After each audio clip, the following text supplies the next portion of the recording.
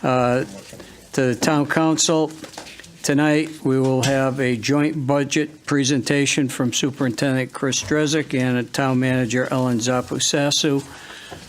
And we'll go with the Town Manager first. Okay. Good evening. So tonight we are starting to build the foundation for the work that the Town Council has in front of them for the next almost 4 weeks. We have a lot of unknowns at this point, so we are going to take the approach of the wide lens, and then we're going to continue to focus in over the next 3 weeks. So tonight, we're just really talking about some basic premises about what we know. What you're going to see tonight on the screen is an overview. What you have in front of you is the town side of the proposed budget. Your actual budget books are at the printer. We expect them shortly, and at that point, you will have both sides of the equation together, the town budget and the Board of Education budget, and your CIP schedule, all under one cover. With that being said, with the expectation of the books coming mid to end of the week, I do want to lead with saying next week you do not have anything scheduled. If you wanted to start your budget deliberations, we had not looked at that on our schedule. All that's on your schedule are the statutory obligations per charter, which is May 1st public hearing, and we also penciled in May 3rd, knowing that you would probably want another night. That does not mean that you can't start early. So if you wanted to choose a night next week to start having conversations, you are able to do so. If you wanted to have multiple meetings after May 1st, you are able to do so. We just wanted to at least develop some semblance of a skeleton schedule, and we are willing to do anything outside of those parameters as well. So tonight, again, just a broad overview of kind of some of the pieces that we've been working on internally. John Wilcox is here as well and is going to be available if there's any specific questions. But Chris Drezek and I are splitting this time, which is now down to about 35 minutes, and he talks way more than I do. So I'm going to take less than half of that and leave the rest to him. Okay. I don't say anything. Okay. Again, this is a wish list. What you're going to see tonight, and I preface that because some of the numbers are large, but understand that we ask the departments to tell us everything that they need in order to run their departments at the highest level of service provided to the taxpayers. That does not mean that everything that you see is going to be granted, thus the graphic. Again, last year we talked about it in terms of revaluation, but I also think it's important for you to know the top 10 taxpayers, who they are, where they are, and what their assessed values are. And obviously, there's a few on here that I've asterisked. The first one, the third one down, which is 113 North Maple, with their assessed value, they are going to be part of a tax abatement starting next year. So I've asterisked that because we will be seeing a reduction for a few years on that. Also, the next one down, Nutmeg Solar, has an asterisk because we have a tax stabilization agreement on that property. And a couple more down, I've asterisked Mass Mutual because obviously we are in the process of deciding what the future of that complex looks like, although under the current configuration and proposal, that assessed value will be what the taxes continue to be paid on if the proposal in front of you comes to fruition. So this is what the October 1st, 2022 grand list, which fuels the tax bills for July 1st, looks like. John Wilcox has broken it down into the categories, and you can see what some of the changes have looked like over time and what the percentage change was over the last two grand lists. So the good news for Enfield is there has been significant growth on the grand list. One of the policy directives, obviously, is in order to make sure that we keep going in that direction. So there's the grand list growth. It has resulted in $923,000 in new tax revenue. And so we have already put that into the budget as a revenue stream in which we can use as moving forward with the new requests. So the proposed revenues. This is the first column of what was adopted we have what is being proposed, and then obviously the column of most interest is the increase or the decrease, and then the percentages. So from a revenue standpoint, there are a couple of things that I'd like to call out. Post-pandemic, the investment earnings, most municipalities are still struggling with that.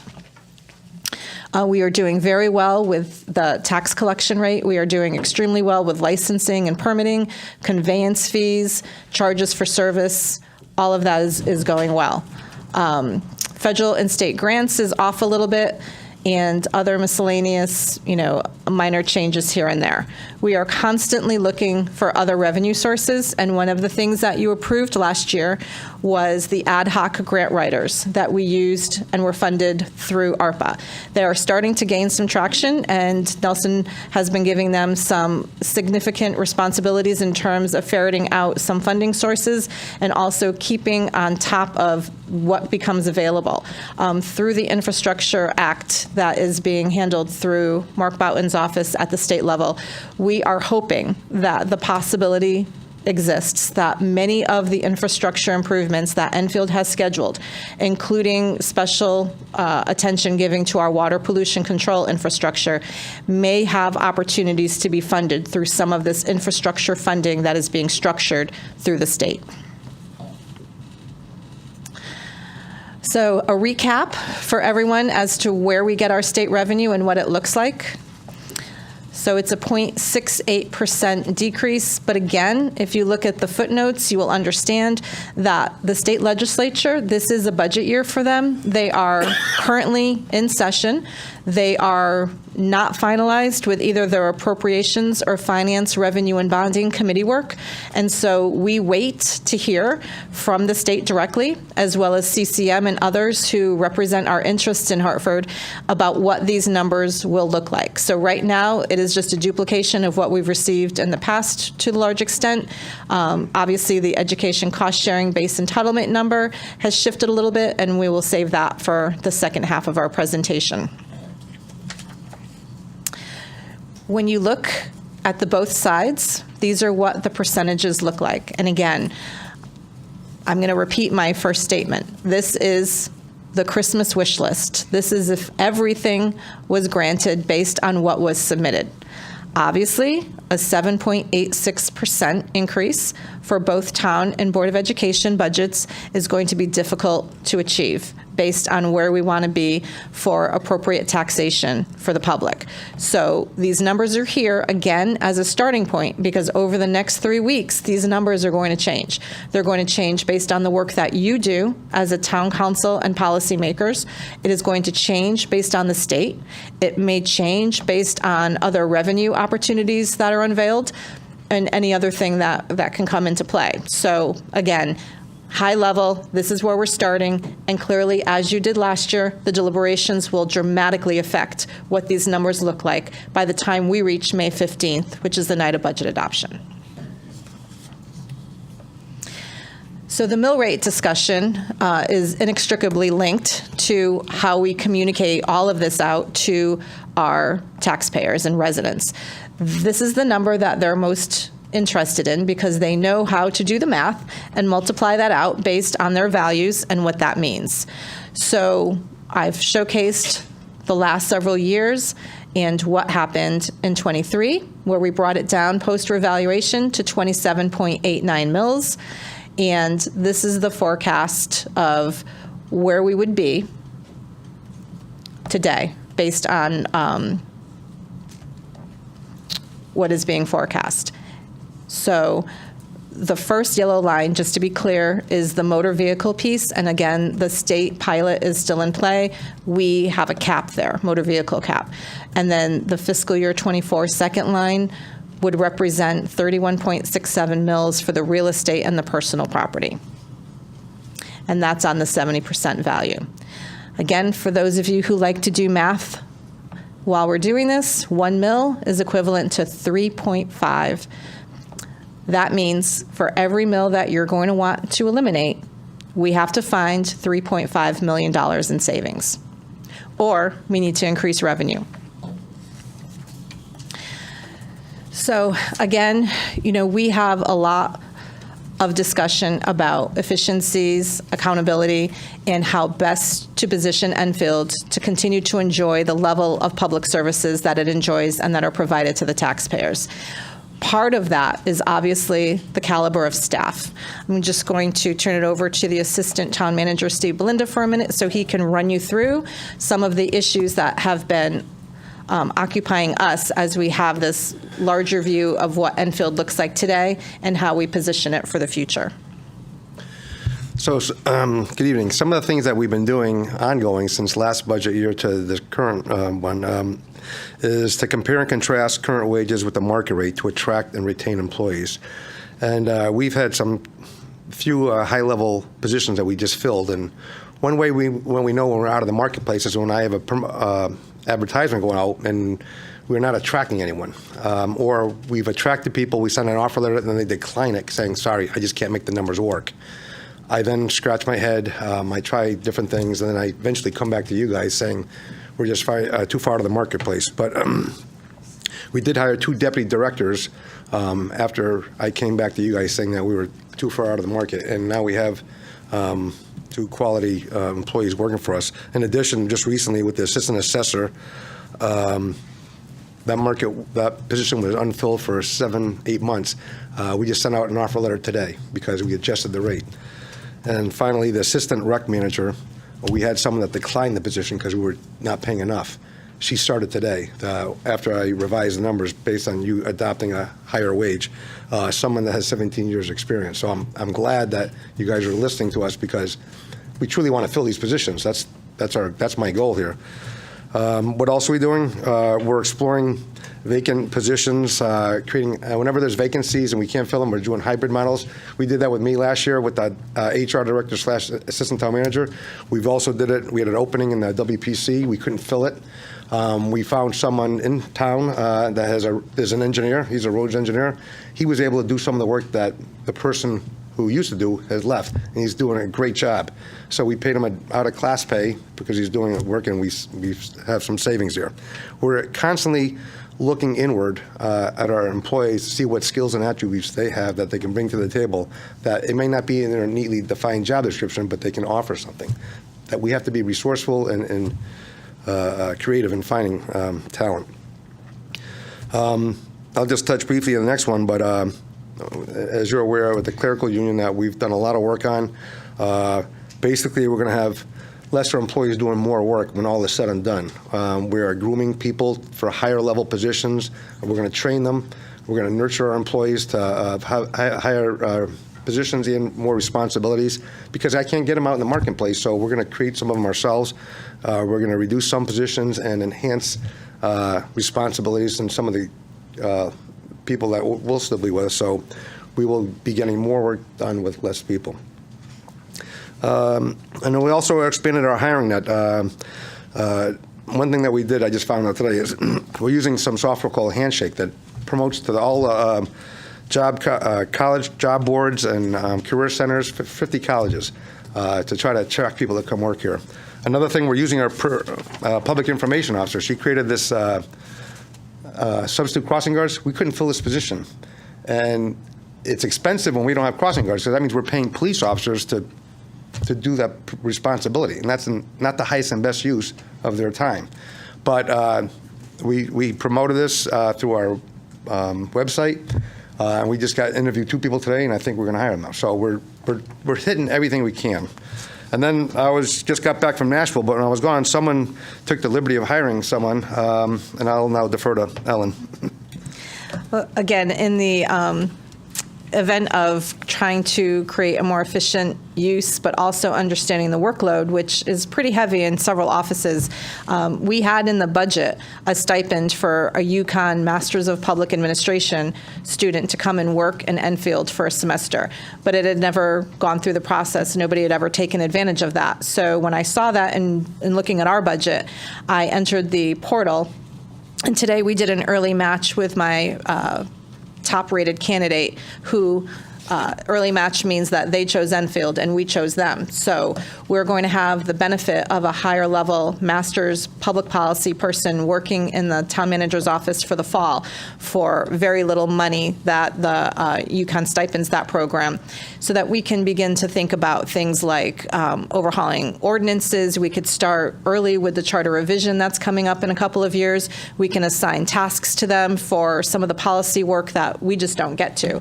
So I think that that's going to be a great opportunity for us to actually add to the stable with a skill set, while also creating some opportunities within the public government field and hoping to foster some relationships with UConn, have a good relationship, have a good experience with this person, and hopefully attract that way as well for people to come here. To the point of the employees, I know that many of you have had questions about what some of these numbers look like. So John Wilcox broke these down into these areas. There are some notes again. The health insurance increase is, we're not sure about that. The consultant is again looking at those. We do not have those final numbers. It is our hope that that 6% increase will be lowered, which would in turn lower the $468,000 number by at least a couple of $100,000. But again, those pieces of information are what we're waiting for and what we will be giving to you over the course of the next 2 to 3 weeks. The next piece are contractual. And then we have some debt service that is of interest to many of you as well. And then because it also has been discussed in previous budgets, we've also carried through the police accountability mandates, and that is still costing the police department about $275,000 for mandatory trainings, psychological reviews. There's drug testing that happens every few years, and so all of that is linked to that increased cost as well. That is not the only increased cost that we have, though. You'll see later on there's mandates regarding, how we're processing trash and recycling, and that has been a constant conversation with many municipalities and DEEP about some of the what's in and what's out of recycling, which is just not workable anymore. But due to their environmental piece of their business, so to speak, they don't want to change any of that, and those are what the cost drivers are for us. In terms of Enfield, you'll see the number in the next couple of slides. It's up to about $400,000, and that's significantly higher than what it's been in the past. These are some of the increases broken out per line item so that you can see where some of them are. As we go through the process, you're going to get some of the detail on that, and we can answer, if there's time, we can answer some of those questions if there's anything pressing tonight that you want to know about, but otherwise expect some of that level of detail, which is in your books to a certain degree, but also as we move into public hearing, we will have some of that detail. To Steve's point, we've added 3 positions. He talked about them. That's where they are, and that is the total new position financial impact to the budget, $166,417. Social services, which I believe there's some grant money that's coming in for that one. Yes, that social services position will be 100% grant funded, not through ARPA, but through a permanent resource through the state. And that'll allow us to go from 11 teachers to 12, including the lead teacher. That will free up the lead teacher. Instead of watching a classroom, she could tackle the more complicated issues with dealing with IEPs and kids with trauma. And then the other position is the program coordinator. While that is an increase of $42,329, this can be a revenue-generating position because we can offer more programs now that we can't do at the moment. So I would think that number would be offset by what programs they can introduce to the public to bring in more revenue. And the purchasing assistant position is critical because we have one in finance, and that position has a lot of work, especially with the ARPA projects. Everything passes through that position. So if there is an opportunity where multiple departments are sending in their RFPs and their purchase requests and their bid documents, it's one person. So from an efficiency standpoint, things get stopped. We sometimes miss pricing, but we have to be very specific about what our documents look like when we go to market. Having a second position will create redundancy.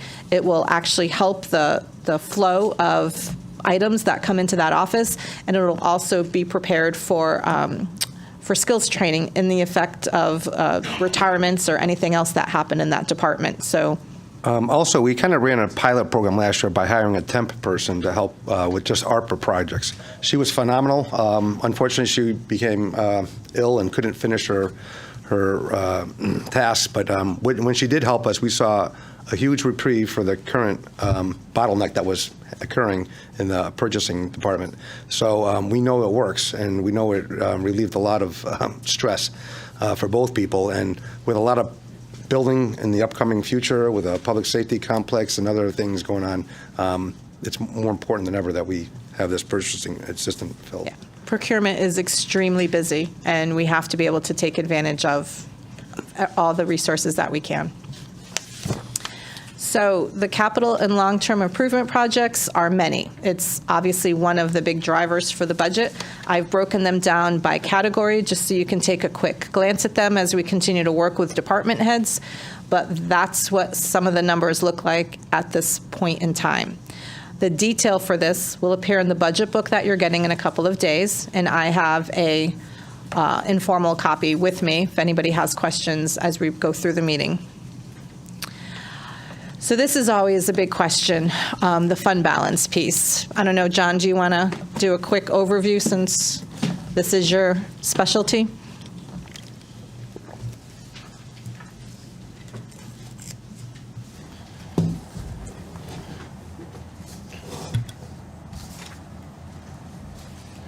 So the fund balance requirement, we passed a policy number of years ago requiring that we maintain 9% of total expenditures based on the current year's budget.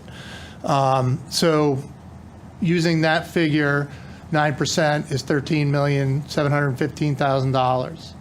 Okay, going based on our audited financial statements from FY22, our unassigned or available fund balance was $26 million, meaning that we have like $10 million, a little more than $10 million more, or $12 million more.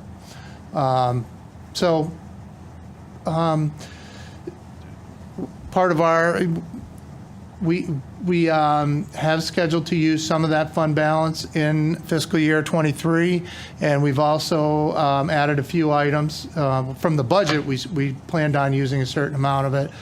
We've also added a few more items subsequent to the budget being passed, but we still have sufficient money. So part of our plan for this year's budget was to use another $5 million, hopefully to mostly offset capital transfers.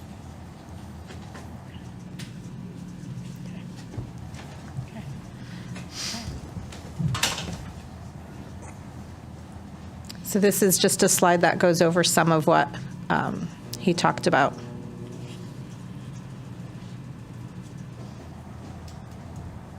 So the water line and sewer infrastructure is a major concern, and we have large projects. We have reserved a portion of the ARPA funds to go directly to this. And this is the item that I was referring to earlier when I talked about the opportunity for Enfield to monetize some of those grants that are available in order to have them come directly into this infrastructure long-term schedule that we need to do. All of the pump stations need to be upgraded. And the opportunity to balance what's available in capital non-recurring versus sewer fees versus the influx of hopefully outside money for grants and funding is going to be critical in order to do these. So we've talked about this before, but the need is there, and obviously it is a very critical municipal function that we are very concerned about making sure that we're diligent in terms of how we allocate. This is an unpopular slide, so I'm going to have John talk about it. Okay. So basically, we've looked at the increases or the budget submitted for water pollution control. And much of the increase is submitting. We've added some funding for the first. don't want to say it. These pump stations that we need to replace are multi-year funded projects, okay? We can't fund, we have a limit on the amount that we can fund in any fiscal year. That's the cap that we have, and that's about $838,000 now. These things are going to take a couple $1 million each to do.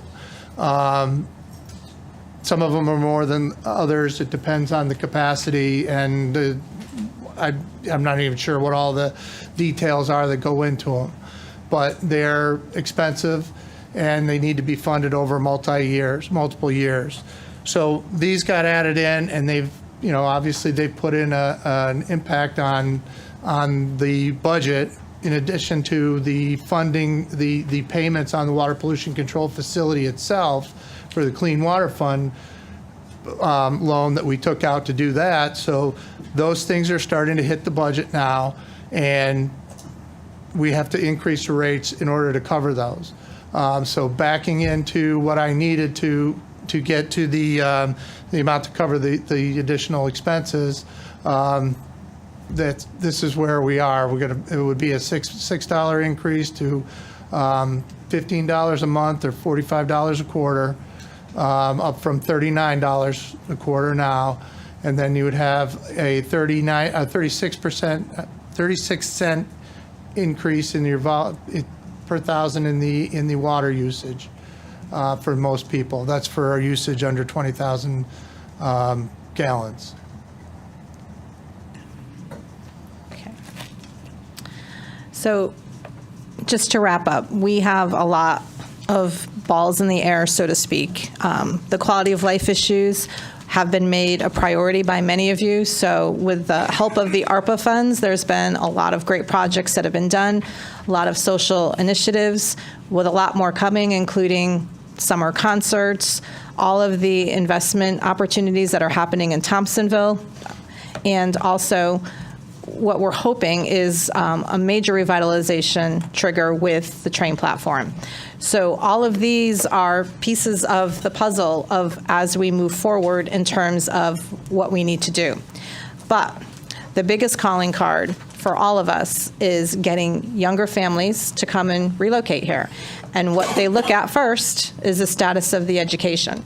So we thought it was important tonight, instead of having separate discussions, to really link physically and at the same meeting the importance on the town side and the Board of Education side. You've all been privy to the joint meeting that was here a couple weeks ago about the exciting prospect of reengineering what elementary education looks like in Enfield to the benefit of families, to transitions, et cetera. That is going to require a financial investment. How we do that and how we balance those pieces is critical in order to ensure its success. So at this point, we're going to pass over to, one more slide. Before we go to the youngest residents that we want to service and provide the highest level of quality, it's also important to note that you've already taken action to insulate our older citizens with tax relief. 2 opportunities, and we had a full house at the Senior Center last week for people to learn about these opportunities. The first one is expanding the eligibility for senior and disabled tax relief. So now you're going up to $60,000 and an $11,000 increase in eligibility. And we had a full house for the senior volunteer tax relief program as well, where they will be seeing, if they volunteer, a $400 deduct on their tax bill for July 1st, 2024.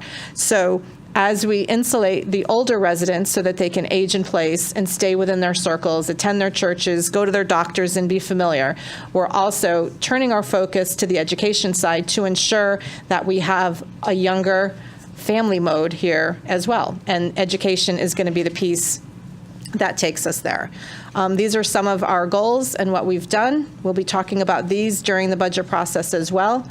And then quickly, before we move over to the superintendent, we need to talk about further reductions and changes. He's going to touch upon the Alliance Fund status. We're waiting on the state budget allocation to tell us exactly what we're getting. And those are the dates. You'll get your budget book shortly, and after you have some time to review the full book, if you would like to have additional meetings and start workshopping on this, we are open to any suggestions that you have. We will end with a budget adoption per charter, which this year the date is Monday, May 15th, which will be before a regularly scheduled town council meeting. And that is it. Up next to the hot seat. And you're down to 8 minutes.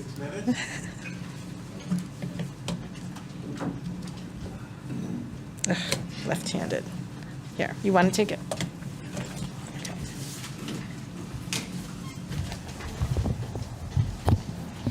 Good evening. Welcome. As you can see, our board chair's up here with me. We're not going to get used to coming here on Mondays.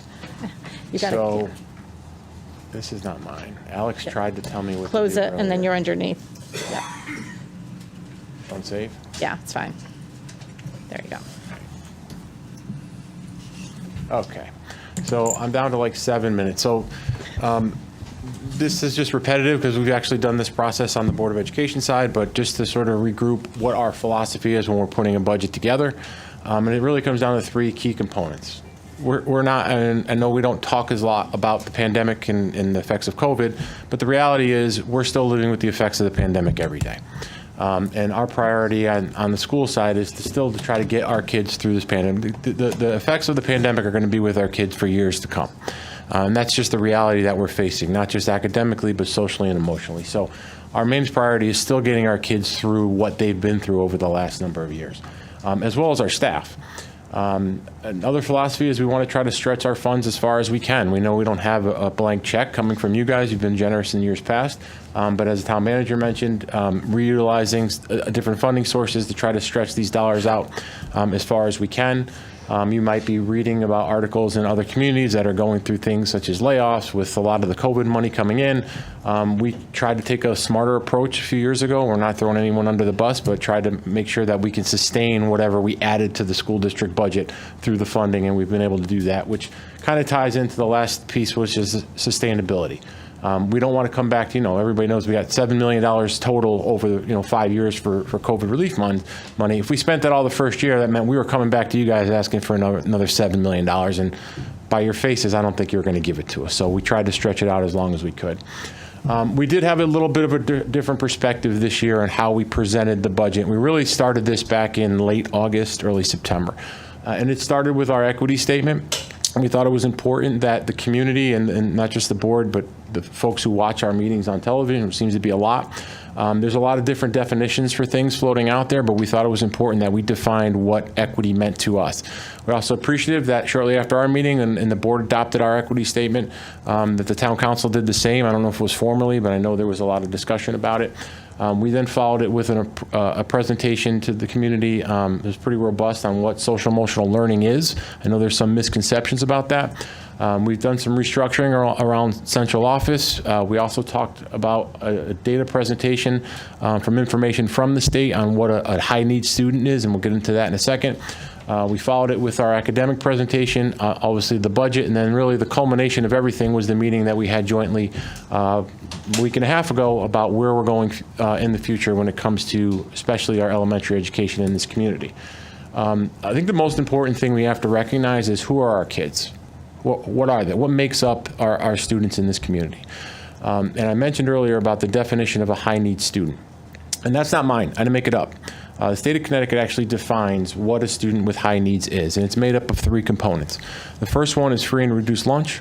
The second one is special education, so any students with an IEP. And the third one is what we call ELL, or students that English isn't their native language. The state has a formula where they come up with a percentage, and you can see the percentages by school. And mind you, that those numbers are a bit old. State works a little bit backwards when they replicate data back out. So this is going back to the 2020 data year. We haven't gotten the new one yet. That'll come out in October. But what that essentially means is those 3 components, they identify what a student with high needs is. And a student with high needs is any student who has one of those 3 components. But just by looking at the numbers on the screen, if you take Enfield High School, 46.3% of our kids in 2020 were identified, not by me, not by you, not by Ellen, by the state of Connecticut, as being a student of high needs. And what that means in realistic terms is if your students have higher needs, we require higher resources to meet those needs if we want them to perform the way that we want them to perform. So the numbers are up there. This is available on our website. I won't read through every single one. But one of the things that I do want to mention when we're looking at that, our free and reduced lunch numbers are in there. They're old, but they're also with a grain of salt because for the last 2 years, we haven't charged students for lunch. Lunch has been free for everyone. And what that means is that families who have to fill out a free and reduced lunch form weren't required to do so as we were funding lunches fully initially from the state, but ultimately we picked up and then the state finished out the year. So those numbers are a bit skewed. Even at lower numbers, we're over 50% as a district. That means every other student in any of our classrooms qualifies for free and reduced lunch. That means our kids have needs and our families have needs, and we have to adapt that way.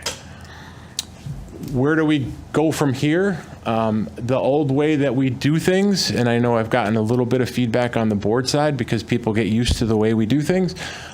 We have to look at things differently because most importantly, our kids have changed. The needs of our kids and our families have changed. You guys see that on the town side. We are seeing that data every day in the school side. We had to look at the budget differently this year. And we had to sort of change our mindset that I know some of our old friends up here that like to use spreadsheets and get your pencils out.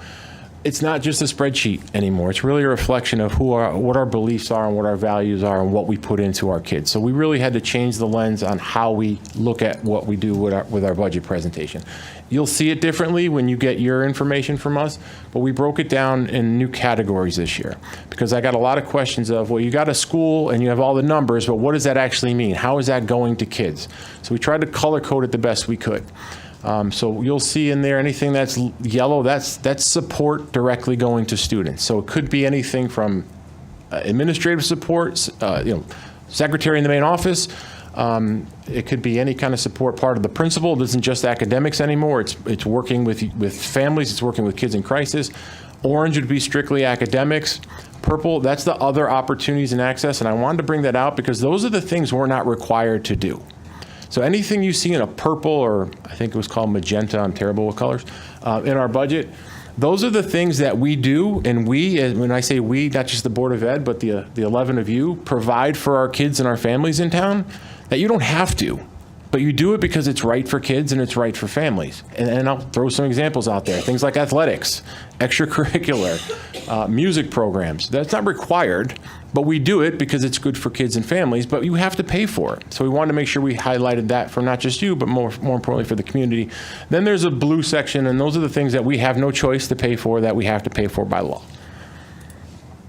Our current budget, $73.2 million. Just to keep everything we have, as Ellen pointed out, we need a 3.9, the number that we always talk about, what's your fixed cost?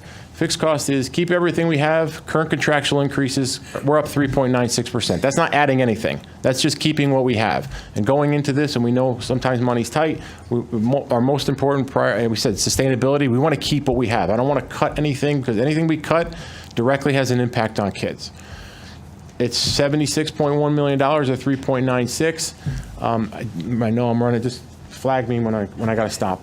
You guys have been very gracious in years past. By law, we're allowed to carry over 2% of our budget from year to year, and you guys have always been willing to allow us to do that. That 3.96% does not include a 2.2% carryover this year. And there's a number of reasons why normally by this point we're able to build that in, so the number we ask you is a little bit lower. That does not include that 2% because there's a lot of things that we just didn't count on, particularly this year, and again, coming back off of the pandemic. We've had a drastic increase in our special education costs this current fiscal year.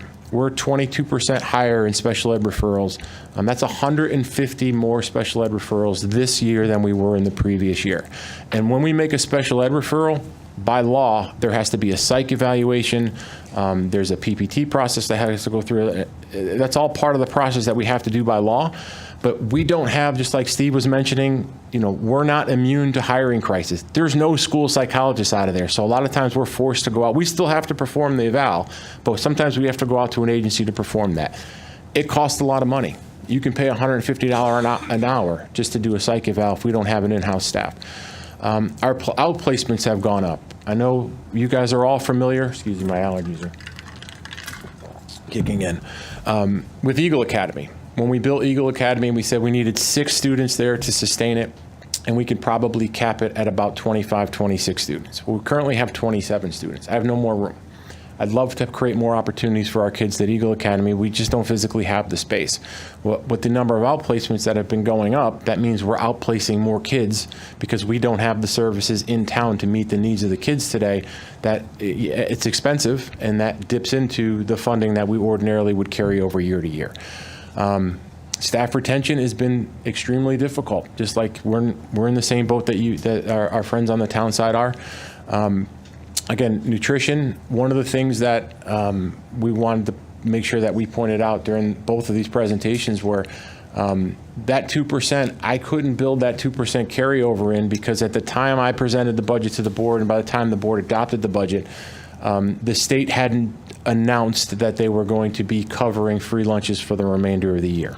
So some of that reserve money that we have in our nutrition services, instead of turning that back over to the board and ultimately turning into the 2%, we were taking that money and feeding kids with it. And if it came down to trying to find 2% or giving kids lunch, I'm sorry, I'm opting to feed the kids. Fortunately, the state has covered lunch for the rest of the year, so that will open up some opportunity for us to build to that 2% to help offset anything that we'd asked for. And the other piece, you guys deal with it as well. You're not immune to it, but this year alone, we spent over $100,000 on FOI requests. So every time somebody puts in an FOI request, though it says freedom, it's not free. And you guys know that's not just the printing, it's the research that it goes into. It's a lot of times on our end, it's the legal cost because I can't just turn over records because there's confidential student information in there. There's confidential personnel information. So every time we do that, we have to get somebody to look at it to make sure we don't get sued. When we do that, it ended up costing us this year about $100,000 and growing. And I think that's important for the community and also you guys to know. In this request, it's essentially what we currently have. We've stretched our COVID money out as far as we could. We do stretch it into next year that we're allowed to, but the important piece is with what we're asking for at the time, and this is going back to January, so some things have changed. There are no staff reduction to program or any program reductions with what we're asking for.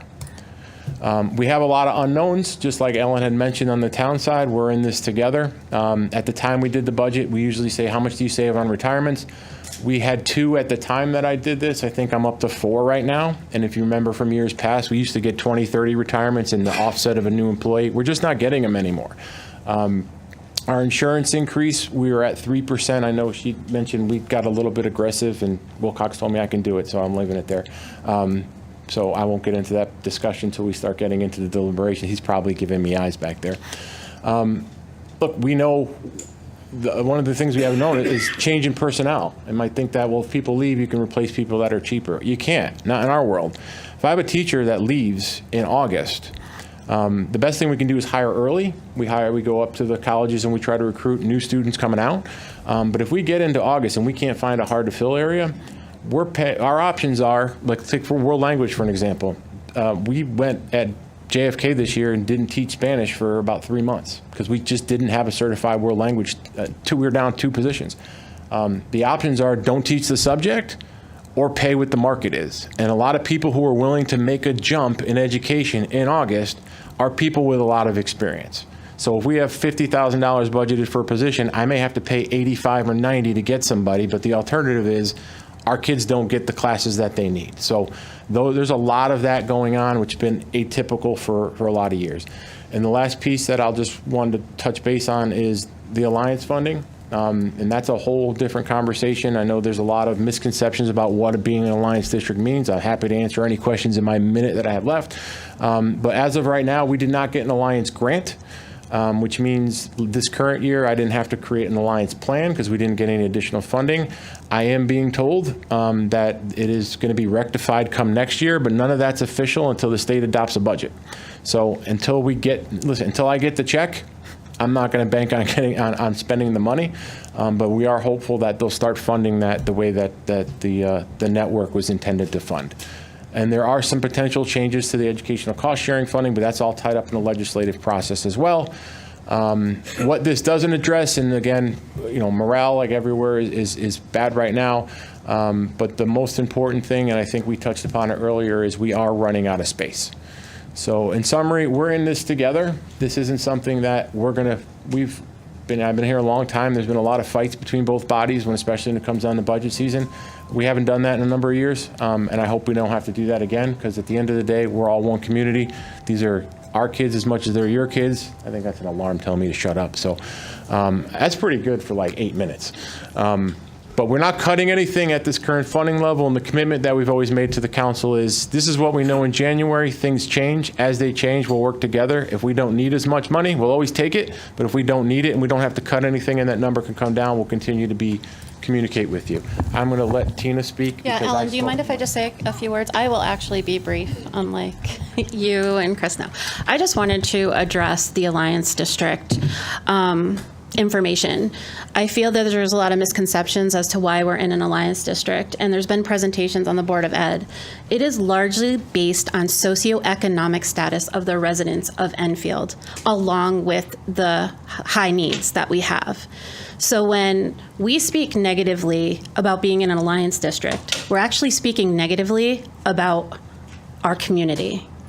And you're speaking negatively about our teachers. That's not how we got there. And we are asking teachers to do more with less. When you see high needs, it's not just, you might not know a student has high needs. High needs could be mental disabilities, emotional health, and that is increased. So when we talk about getting us out of an Alliance District, that's not going to happen. What we need is more support, and we need to be a team. And I encourage any town councilor, everybody has constituents on the Board of Ed, please call the Board of Ed if you have any questions about the budget or need more information. My door is always open. All 9 of our doors are always open, and we will work to get the information that you need. But I think that we need to avoid misconceptions about our budget, about us being an Alliance District, about us being in our staff, and we really need to come together and communicate more. I understand that I don't want my taxes to go up either, so I do want to say to you guys, I appreciate the fact that you are looking at economic development, because that's one thing that can help our town. I know you've hit a lot of roadblocks with it, but I appreciate that, because that's what's really going to help. But I just wanted to say, again, thank you. Our door is always open, and please, if you have any questions about us being an Alliance District, please let us know. And quickly, I'd like to thank our staff for always doing so much more than we ask with less. So thank you. Okay. Thank you very much. Thank you. You guys are good. Okay, thank you. Okay. Greatly appreciate it. Yes. So again, to reiterate, No. we're going to be parsing through a lot of these wants versus needs over the course of the next 3 weeks. The link to the Board of Education, the facilities, has far-reaching implications, both from a facility standpoint, from a coordination and reduction of public works, building and ground issues, where they can concentrate on the more higher-level skills with less buildings and less floor plans, teachers, transitions for families. This is one of those moments where it's going to be very significant, the impact that you and your colleagues on the Board of Education could have in the future of Enfield. So we will be spending a lot of time on those areas as we march toward May 15th. Okay, thank you very much. Greatly appreciate both of the presentations tonight. At this point, can we set some date? Not yet. During the regular meeting. Okay, all right, very good. Okay, well, thank you.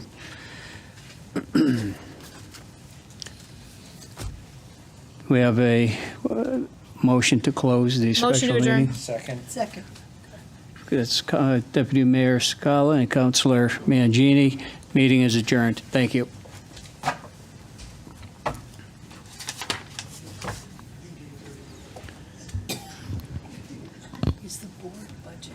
All right, good evening. We're going to be starting the public hearing. The time is 7:05.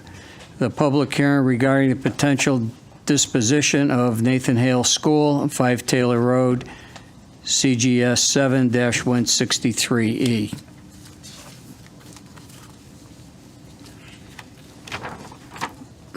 Sheila, roll call, please. Deputy Mayor Sakala. Here. Mayor Crisati. Here. Councilor Despard. Here. Councilor Finger. Here. Councilor Hopkins. Here. Councilor Ludwig. Here. Councilor Mangini. Here. Councilor Nelson. Here. Councilor Pisner. Here. Councilor Santinella. Here. Councilor Ungary. Here. 11 members are present, none are absent. The following notice of public hearing was published in the Hartford Courant on Friday, April 7th, 2023. Town of Enfield legal notice. The Enfield Town Council will hold a public hearing in the Enfield Town Hall Council Chambers, 820 Enfield Street, Enfield, Connecticut, on Monday, April 17th, 2023, at 7:05 to allow interested residents an opportunity to express their opinions regarding the potential disposition of town-owned asset, Nathan Hale School located at 5 Taylor Road, dated this 5th day of April 2023. Sheila M. Bailey, Town Clerk. The ground rules for the public hearing: there is no time limit, but I ask that each person not take up too much time so that everyone will have an opportunity to speak. After each person who desires has had one chance to speak, I shall permit those individuals a second chance. After those individuals who desire to speak a second time, I shall permit those individuals who desire a third, fourth, etc. time. And D, please refrain from personalities. Is there anybody that would like to approach the council in regard to the disposition of Nathan Hale School?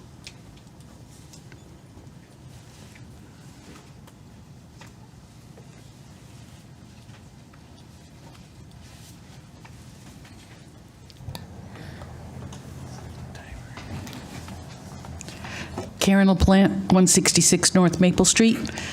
I'm against the town selling the Nathan Hale property. The town cannot afford to dispose of any further land.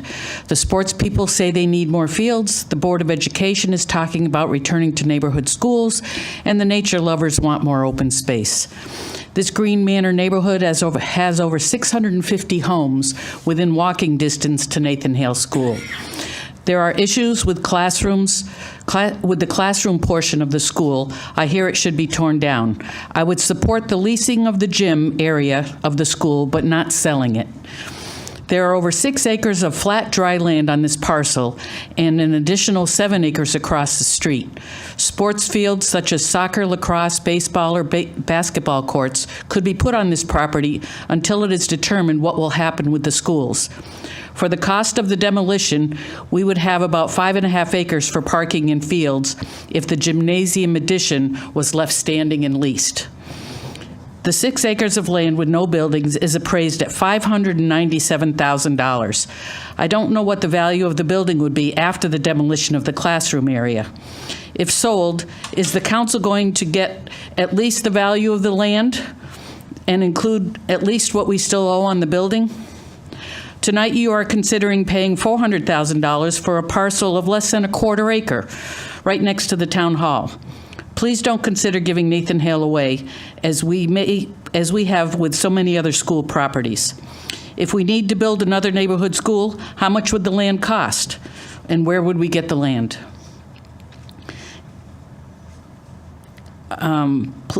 I'm asking you please not to vote to sell this property. We need to provide more parks and open space for our citizens. I hope you have heard that message loud and clear, and I don't think I'm the only one that's been saying that. I have put together the appraisals of our school properties to hand out, and if you could please review them and realize how much our land has been valued at. Thank you. Okay, thank you. Is there anybody else that would like to approach the council?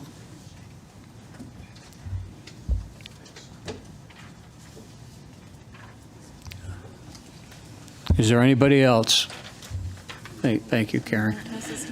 Yeah. Councilor Despard. Thank you, Mr. Mayor. I had a constituent reach out to me today, said she could not make it to the public hearing. She asked for me to read this into the public record. Not something I want to make a habit of, but I believe in this case it's something permissible, and I would like to do that. So this is on behalf of Gretchen Pfeiffer Hall, who is from 4 Summers Road in Enfield.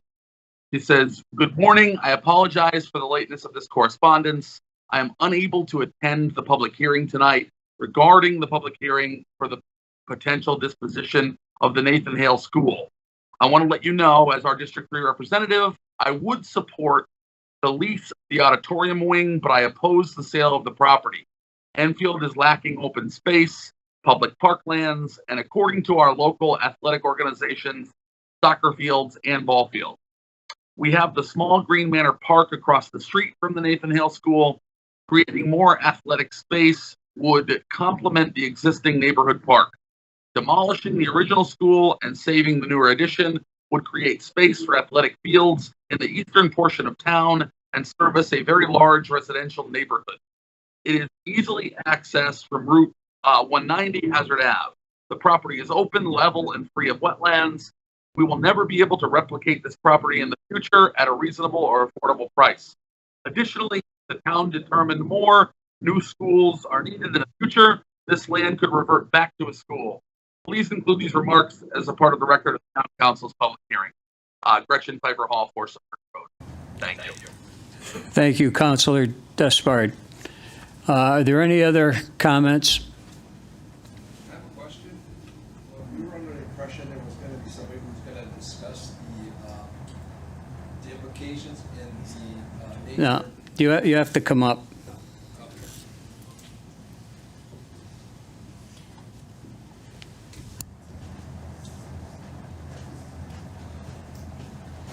Hello, everybody. My name is Patrick Gendron. I live behind the Nathan Hay School, and we weren't able to attend the last meeting because of kind of conflicting schedules, and so we were under the impression that this meeting tonight was going to discuss the impact of the sale of the school. So I apologize for my ignorance of what's going to transpire, but I would just like to address my concerns. So living behind the school, I live directly behind it, and so I've witnessed, some damage being done to Nathan Hay School. So my worry would be like if the school did get sold to this basketball group, so that would mean that there would be a certain element of people, that would be a lot more people there, that would probably create a lot of problems and issues for the neighborhood. So I guess in that regards, I would probably oppose the sale of the school. But after hearing several people here talking about the other aspects of availability of private, the land available for schools, I think it would be a smart decision to hold on to the land. That would be my opinion. So is there anybody who would be able to enlighten me on what this situation? No, this is a public hearing. I mean, There's no back and forth on the public hearing. Oh, I see. Is there somebody I can speak to about what's going to transpire with the sale? How, what's going to happen once they sell it and all of that stuff? Yeah, well, I'll direct you to the town manager. Okay. So just briefly, what we're doing right here is a process that is established by state law whenever a town either disposes of or acquires or wants to change an asset, which Nathan Hale is considered an asset. So the state requires us to send the potential, in this case, disposition of the property to the Planning and Zoning Commission, which we have. They gave the town council the okay to continue exploring the potential of disposition. But because the asset is valued at more than $10,000, it required a second public hearing, which is why we're here tonight, to allow people like you, your neighbors, and others to come and speak to the issue. In terms of the actual what's going to happen there is nothing set in stone. There are 3 different groups that are interested and have expressed interest and have toured Nathan Hale in the last 6 to 7 months. But we are not out from under the onus of Can we do it? Shall we do it? Will we do it? And also, because of the school renovations that occurred there within the window of the last 20 years, we have $210,000 left on our tab, so to speak, with the state of Connecticut. So we have applied to the state of Connecticut to have that remaining loan forgiven, which we think we might be able to do. To the point that the town council will hear later, we have still not heard back from the state of Connecticut. So it doesn't appear likely that later on in the agenda, where this item appears, there probably isn't going to be any action because we don't have a clear picture from the state as to what the value is. Will we have to sell potentially the school with a $200 base price tag in order to pay the state back? Do they take no action? Are there other suitors that will come forward? What does the use of that potential school look like, and as it conforms to the zone and what it means to the neighborhood? So all of that is unanswered right now. This is like the very pre-steps before we enter any process talking about an end use. We have had, and you probably are aware, there is a ton of activity that is occurring on that site that is not what we want. There is vandalism, there's kids gathering from the neighborhood. Actually, Councilor Finger was involved in a situation last week where the police were involved with 3 different sets of kids, and it was a whole thing. My philosophy has always been, regardless of it's a park or a school or any type of facility, that good activity drives out that bad activity. Any activity that eventually happens there will always include supervision and set hours and that type of thing, which means that school becomes less of a magnet, which means that your neighborhood is less at risk. That's just a general principle. But to your concerns, you will have plenty of opportunities to weigh in on what eventually happens here, which we're nowhere clearer to having any path than we were when we started this process 6 months ago. All right, thank you very much. Thank you. Is there anybody else that would like to come up for the public hearing? I declare the public hearing to be over. Thank you. We ready? You guys ready to just get right in? Okay. Good evening, and once again, I'd like to welcome everybody to the regular town council meeting. Today is Monday, April 17th, 2023. The time is 7:18. The meeting can also be viewed through YouTube. The prayer, Deputy Mayor Scala. Thank you. I do not have a prayer tonight. I just ask that everybody bow and take a moment to reflect on things that are important to you and your family and this community.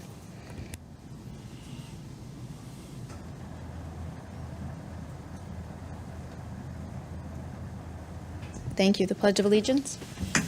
I pledge allegiance to the flag of the United States of America and to the republic for which it stands, one nation, under God, indivisible, with liberty and justice for all.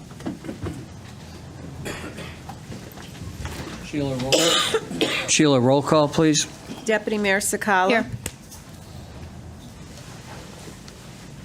Sorry. I did say here, sorry. Mayor Crisati. Here. Councilor Despard.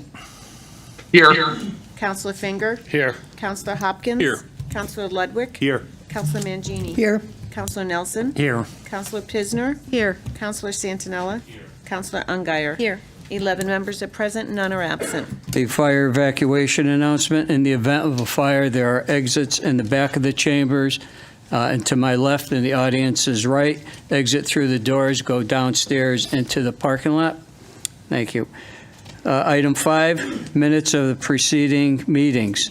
Do I have a motion to accept the minutes to the special meeting April 3rd, 2023? So moved. Councilor Mangini and a second by Councilor Nelson. All in favor? Any opposed? Abstentions? 11 in favor. Thank you. Next, do I have a motion to accept the minutes at the regular meeting April 3rd, 2023? So moved. Councilor Nelson and second by Councilor Mangini. All in favor? Unanimous, 11-0. Do I have a motion to accept the minutes of the special meeting April 5th, 2023? So moved. We'll go Councilor Nelson again and Councilor Mangini. A second. All in favor? Opposed? Abstentions? Okay, we have 10 in favor, 1 abstention.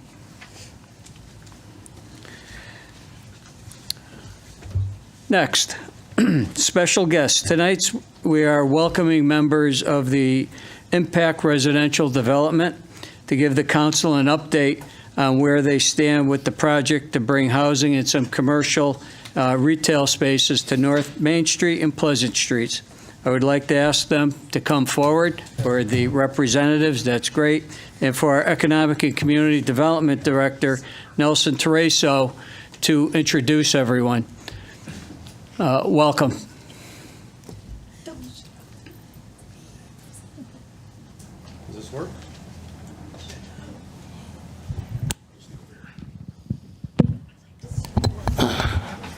Yeah.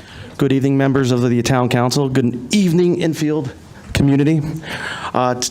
In anticipation for a grant submission that's on the docket tonight on the a certified resolution which will authorize our town manager to sign a grant application in partnership with Impact Residential Development to aid in the redevelopment of the former Strand Theater, Lamagna Centers, and the adjoining town parcels. We have tonight in front of you Impact Residential Development and their development team to provide a brief presentation to the public on where they stand with their project plan. I do want to point out that this refined project plan does include additional private parcels, which they are currently in the process or have either executed a purchase and sales agreement to acquire the properties in order to maximize the full build-out of this proposed mixed-income, mixed-use development. I do also want to point out that the development plan that you see tonight, its first iteration, it's still subject to local site plan approval and public hearings down the road with the Enfield community. So I do want to point out that this plan has yet to receive any town feedback, either from the regulatory staff or the Planning and Zoning Commission. So with that being said, tonight we have Lowen Queeg of Impact Residential Development, along with Peter Wood, their housing consultant, Frank Vodka of BSC Group, and Paul Bailey and Susan Odell, the project architects from Paul Bailey's architect firm. So with that being said, I will pass things off to Logan to kick things off tonight. Thanks, Nelson. In recent months, we've been focusing on two parts of the development process, excuse me. The first being, as Nelson alluded to, is the site assemblage process. We've acquired or are under contract to acquire 3 adjacent out parcels, including 20 and a half, and 22 Pleasant Street. And developers making a significant capital commitment to acquire those out parcels to ultimately define the development footprint.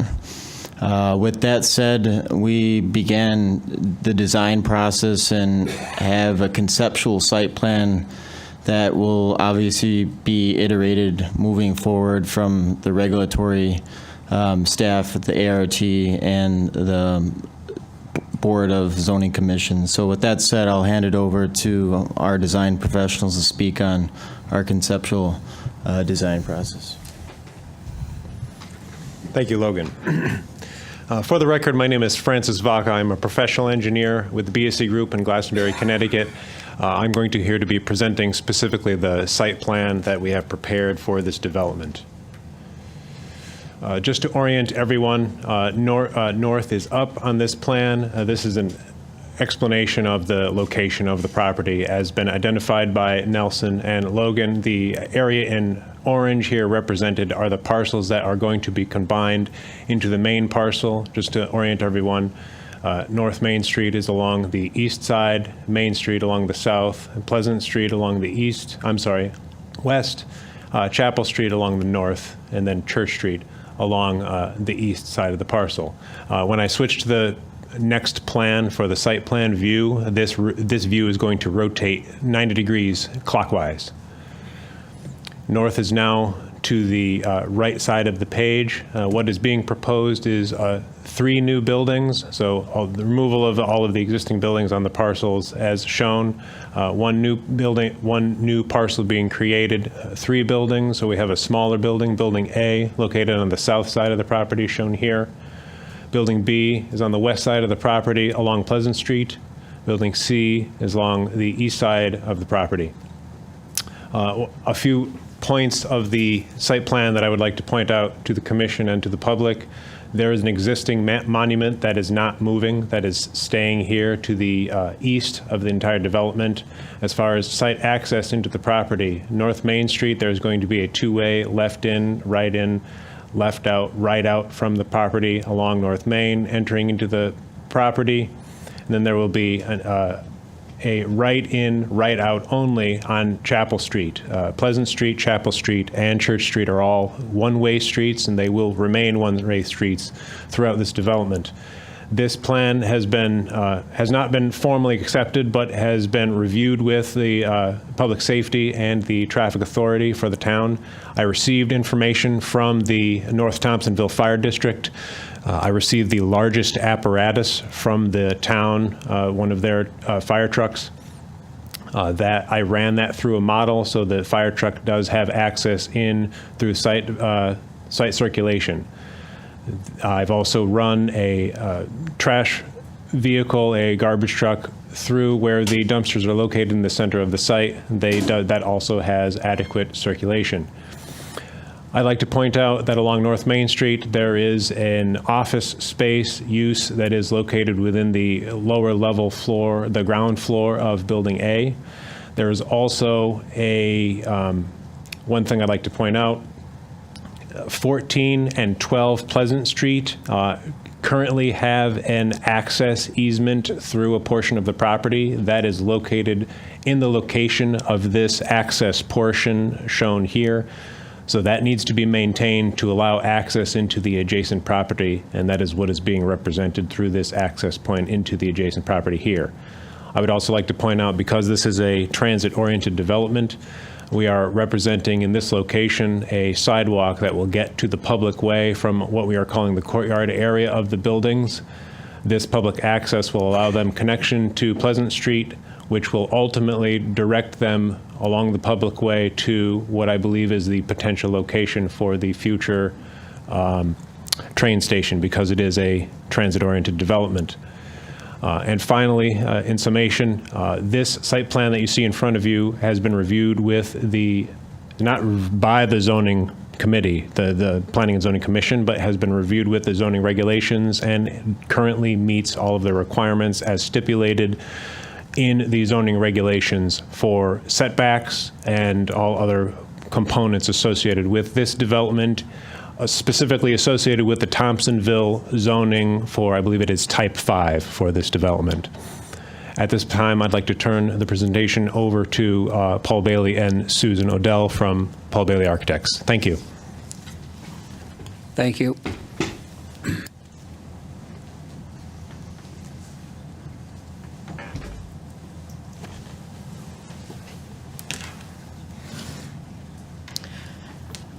Good evening, and thank you for your attention to our presentation.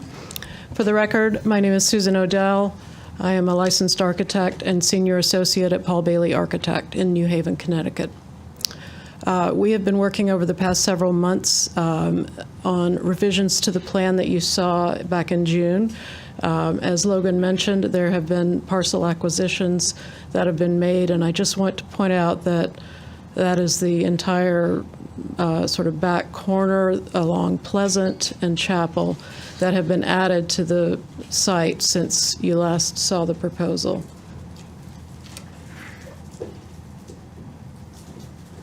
So here's an overlay of the first floors of the proposed buildings on the site plan. A broad overview is that the 2 larger buildings face each other with matching entries across the parking lot. There are primarily residential units on the first floors of both of these buildings, with large rooms on the southern end of each of them. For this building, this is the community room, and for this building, this is a fitness center. The community room fronts the sidewalk, which we anticipate will be used by the residents to access the future train station. This building, the entrance here is off to the side of the projection. You enter separately into the office and meeting room space here in the front, and then you enter here into the residential lobby and residential units line the center, just a corner, a sliver of our parcel in the rear. The parcels that have been added to our development proposal have been referred to as blight by several people in the town that we have spoken with, and it has been viewed favorably that we are obtaining these parcels and redeveloping them. That did involve speaking with the State Historic Preservation Office, as these parcels are in an historic district. This historic district was added to the original historic district of Bigelow Mill property. This addition was the worker housing that Bigelow built over time for its workers, and it's a very large district in Thompsonville, comprising many different types of worker housing that were built. But some that stood out to us here in these images, you can see this sort of row along Pleasant Street of these matching buildings, and we thought that provided a compelling display, and we appreciated the form of these buildings and wanted to reuse that form in our buildings as well. We did this in conjunction with the SHPO because they did want to have input into the look of the buildings that would replace the historic buildings that were being demolished. So you see that form replicated here. It is expanded somewhat. It's not an exact replica, but it mirrors the image of the buildings down the street. We use it along Pleasant Street in these two bumped out places along the length of the building to break down the scale and mass of the building. And if you'll see the tree placement, as the trees grow over time, their foliage will fill in these spaces in between the bumps to further accentuate those forms. We also used a variation of these forms on each end of the buildings, which you see here. This is the end along Chapel Street. And we broke down the scale of the buildings by breaking down and not having the top floor on these portions along each end. So the end over here that is next to the 12 and 14 Pleasant Street properties will look like this as well. In the distance, you're looking down Chapel, so you see the building that you saw previously, which I will return to. You're seeing the end of this building. And here you see the long facade. You see we use the same form again on these buildings to help break down the scale and reference the historic character of the neighborhood. It's a little hard to see, but right there is the monument. We are keeping it where it is and improving the space around it for a public plaza. Here you see the fitness center, and this is the office and meeting room space that fronts along North Main. I believe that brings us to the end of our presentation. Thank you. Okay, thank you very much. Do we have any questions? Councilor Ungar. Good evening. Thank you very much for coming. I had a couple questions aesthetically, visually, how the buildings actually look.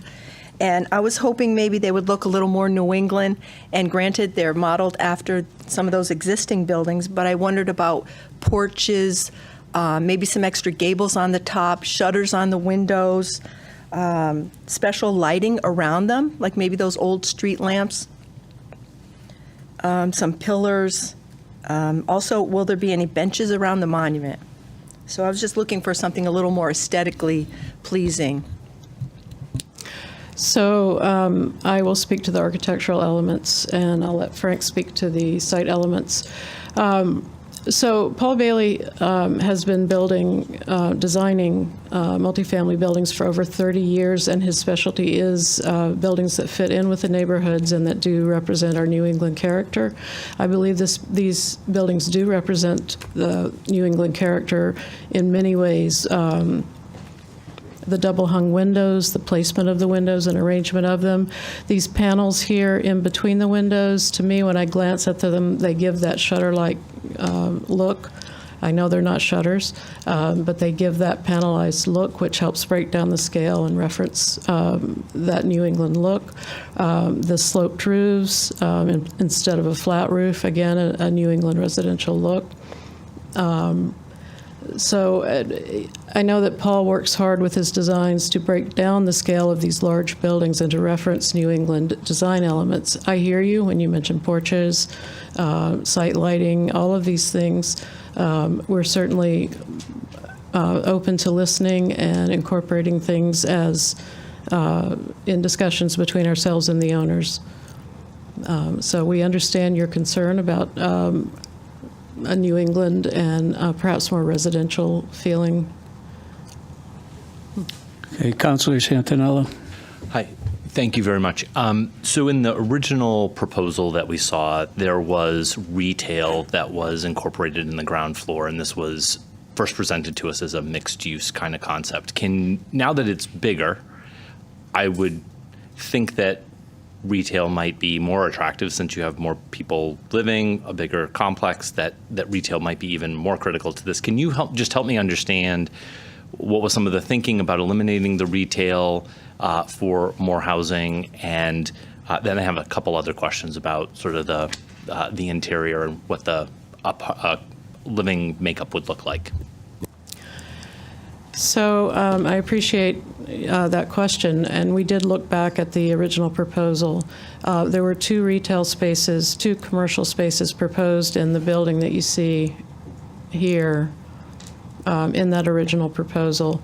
And this building in that original proposal had, on the first floor, it had common spaces for the residents, such as the community room, fitness center, et cetera, offices. I think just from a practical design standpoint, parking is an issue, and any retail brings more parking, so that was one concern. I can't speak to in detail, perhaps Peter, you could assist me with the financial components that make this development viable. But I know that was a concern as well, and that's about as broad level as I can. Sure.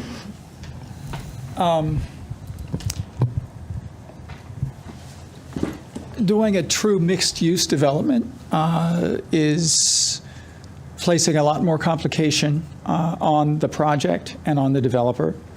Anything more than a modicum of commercial activity, which is owned and controlled by the developer, requires a separate financing component and a separate capital stack. It has to be separated from the residential component for purposes of, again, financing. The tax credit components have to be a separate and distinct entity from the commercial activity.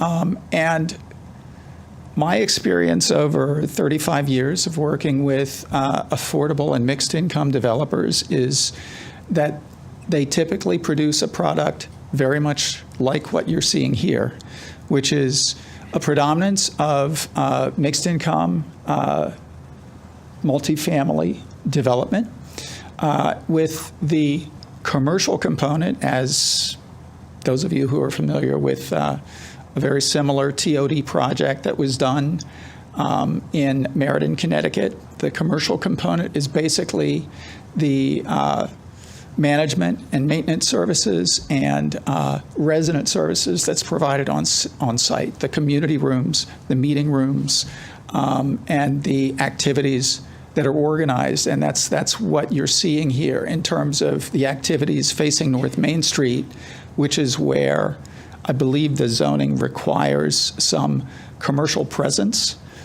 We've added similar nature of activities to the building, the green building in the fitness center, which I think might have previously been located on North Main Street. And we've also added additional community activities in the community, that large community room in the building on Pleasant Street next to the walk-through. So it's really typically not something that affordable and mixed-income developers are able to do in any kind of scale and be able to accomplish these projects. So what we brought to you is a project that we believe works financially and fiscally for the developer, and that we believe technically meets the requirements of the zoning. We realize it has changed from the initial presentation, but the whole process of developing the thought behind what will be a feasible project has also changed, and the developer's commitment to the project has also changed, and in fact grown significantly with a huge investment in acquiring additional parcels to complete the build out of the site. So they have much more at stake now, frankly, than when they first responded to the RFP. And we're trying to make sure that the project makes fiscal sense and they can, in fact, go forward with it. So that's what we're working with now. Okay, thank you. I appreciate that. And I just think we need to think about how there can be other economic development that then supports this development, that it's not, that it just becomes more, there's more activity there than simply just bedrooms. And I think you can appreciate that. I absolutely appreciate that. In fact, so you can understand the disappointment that has sort of just gone away. I do. I want to say one more thing to that point, though. I have found that these types of developments that bring some density to formerly low-density neighborhoods, often in lower-income communities, becomes an economic driver that creates more economic development and commercial activities around it. I personally was involved in a redevelopment project on the west side of Stamford that was replacing a former, it was actually the worst public housing community in Stamford. It was twice the size, more than twice the size of this one. It was 330 units. And as a result of that change to the neighborhood, I mean, it drastically changed the neighborhood because of this new development and investment that came into the community.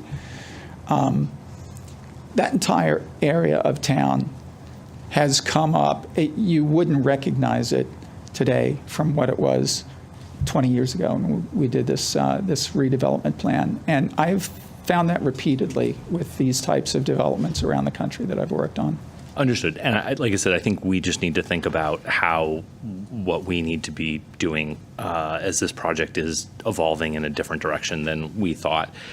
With regard to the density and the actual accommodations, can you just share with me, is the density of this development going to change the overall density of the Thompsonville neighborhood as it exists now? Or is it basically the same density, a development that is the same density as that's there? That's a good question. I don't know the answer off the top of my head. We'd have to do a little research into the surrounding community.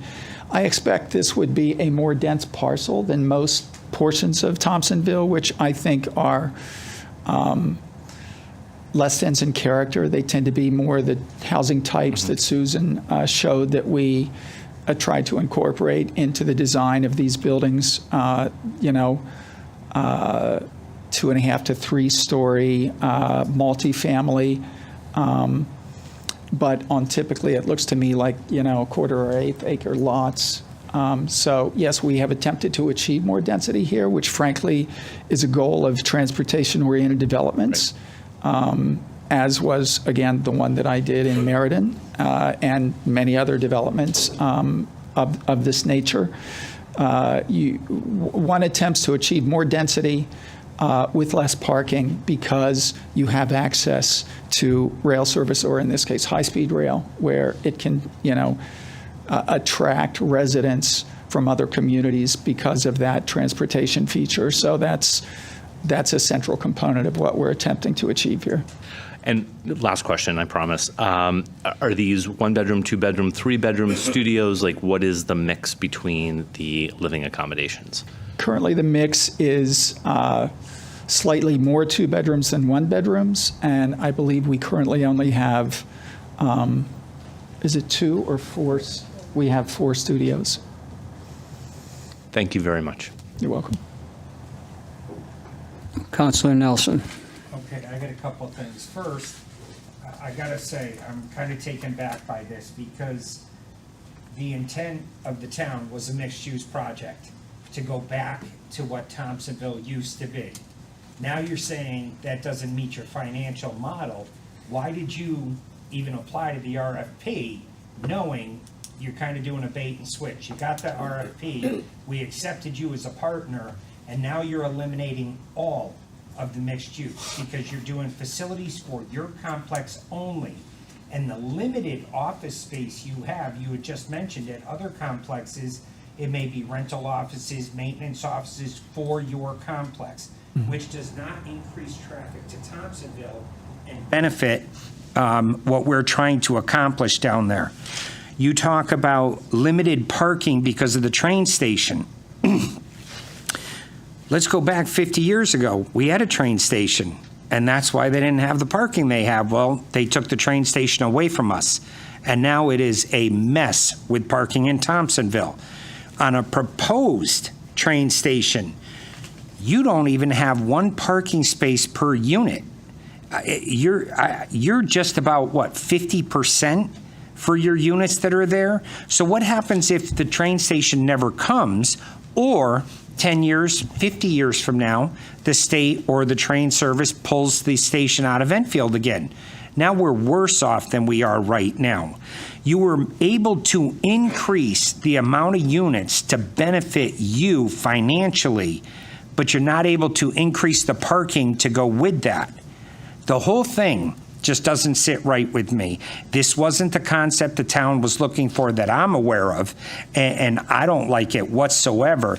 The entire first floor of those buildings should be mixed use, should be some sort of a retail or a commercial or business-oriented property. That's what we were looking to do down there. That's what planning and zoning and the POCD is trying to strive to bring life back to Thompsonville to what it was. And this project doesn't meet that. And then again, I'm going to say on the record, went out and had a conversation with a fellow council member that I served with when we took that property that was there. And they also believed there were I'm not going to say restrictions, but wishes for that property when it was turned over to the town. Unlike Brainerd Park, she is still here, so I would like a meeting with her and some correspondence to see what her actual wish is for this property before we go slap, almost 200 apartments here. That I'm not happy at all with this project. So at this point, if it were to continue this way, I'm a definite no. So we need to fix the parking issues, not make them a lot worse. Thank you. Okay, thank you. Do you want to respond? Yes, a couple of things I'd like to say in response. The initial proposal, I believe, had 2 commercial spaces on the ground floor of the building. The building wasn't shaped exactly like the building, what we call Building A facing North Main Street, but it was that same street front that Susan is circling now with the pointer was where that commercial activity is. The zoning expectation is that the commercial activity will be generated on North Main Street. So we have attempted to be responsive to that and consistently with our initial proposal. This was all residential.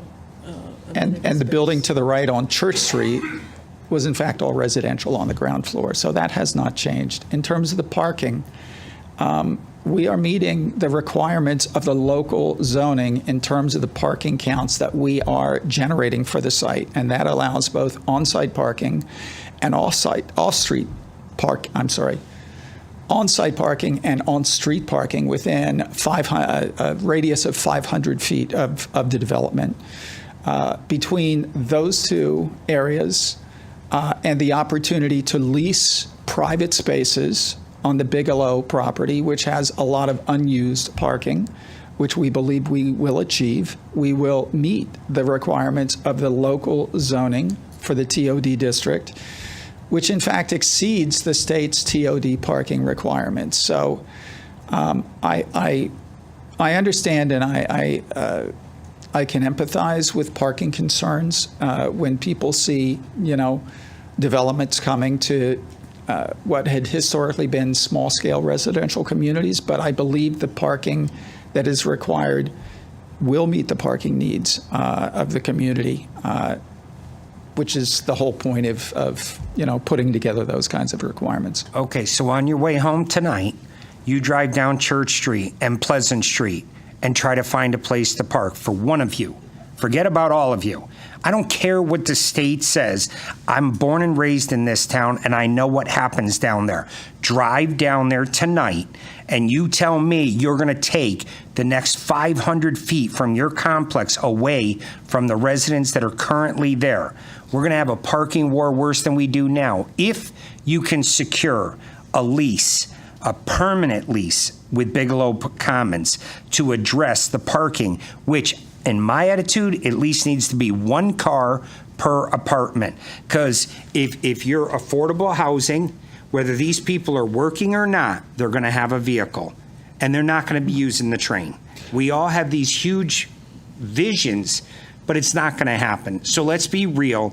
I'm worried about our existing residents right now, not a future development here. And this isn't the development that I envision, because that fitness center, instead of adding another 50 apartments, maybe you could have moved it over there where you have the space and put business on the first floor and kept the vision that at least I see for Thompsonville.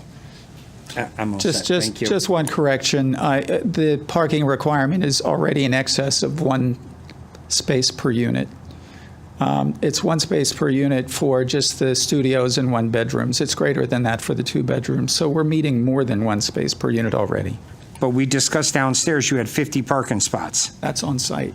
Yeah. Right. Your local zoning regulations allow for on-street parking to be counted. We just discussed that. I'm talking on-site. I know, but you referenced that we were referencing state parking requirements, which we are, but I want to point out that the on-street parking in particular is a rule of your local zoning. It has nothing to do with the state. Right. Okay, well, planning and zoning can do what they choose. I live down there. I know the parking issues down there. I don't accept this. Thank you. Councilor Pisner. I'm going to mimic what Councilor Nelson just said. I'm born and raised in Thompsonville, and I absolutely loved your first presentation. It is what I envisioned. I was grateful you kept the monument. I thought it would really fit. This makes Thompsonville kind of look like a city.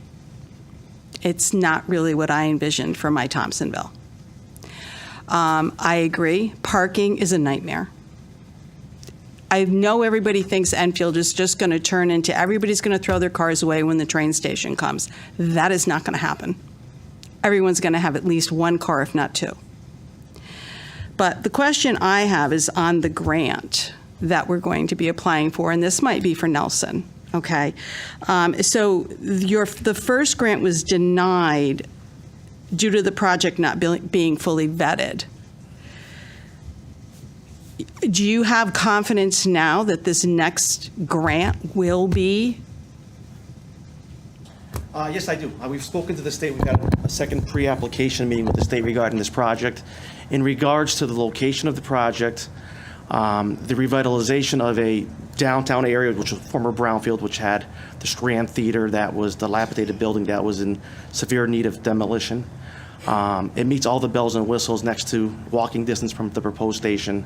It's a walkable community next to the TOD area, next to the station, so it would meet. And the state has indicated to us that they're fully supportive of this project. The last time around, they just had too many other projects to approve, and it was a very competitive application. It just didn't. It wasn't given consideration to the other applications, but they're strongly considering informing us to reapply for this round. Okay, so if it's denied again, project dead, still move forward? I wouldn't say the project would be dead if it was denied, no. We would still proceed with the project. This would obviously help with how quickly we can complete the project in terms of the... Will help leverage other financing that we have to Exactly. pursue.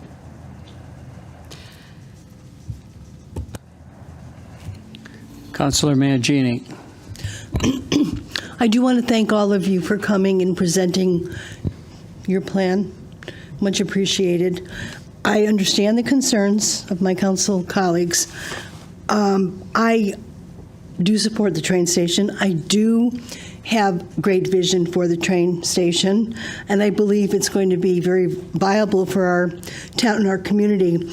But through our mayor, to our town manager, I would like to ask if it's possible at some point, now or before the next council meeting, to provide us all with the June plans.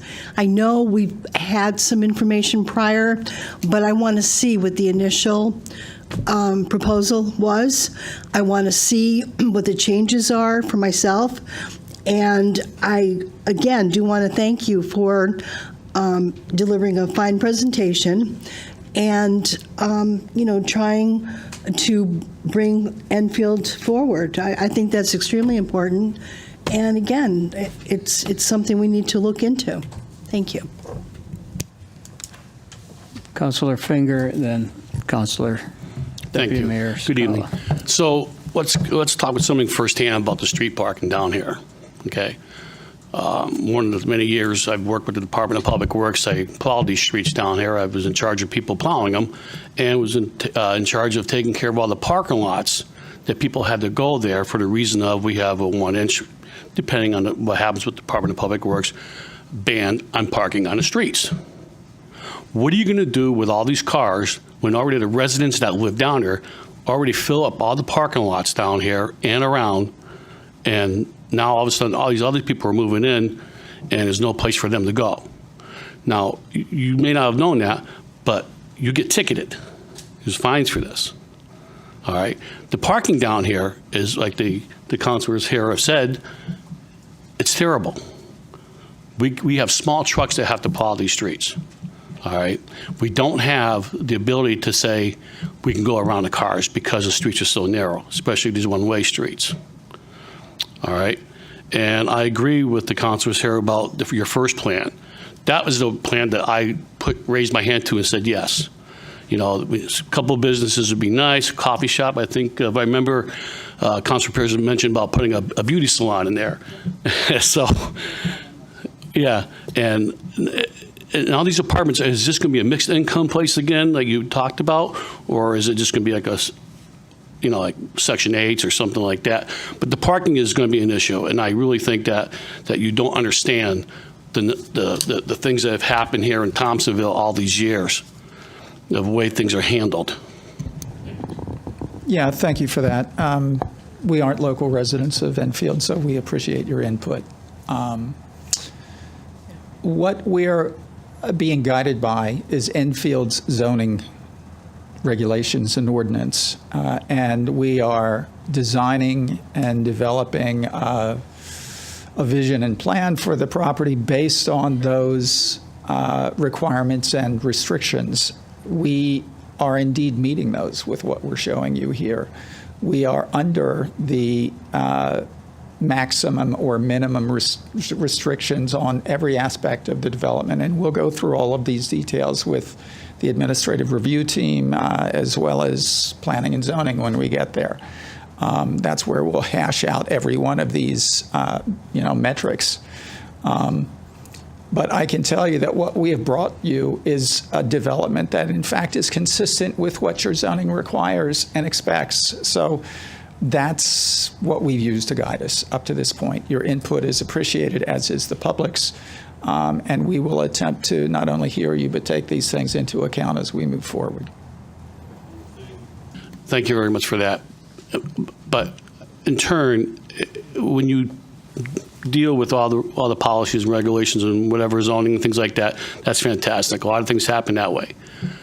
But the actual usage, the actual effect The actual, what happens to this community, to me, is more important, that you are not connecting yourself to the community. You're just coming in and putting a building up bigger, much bigger than the original plan.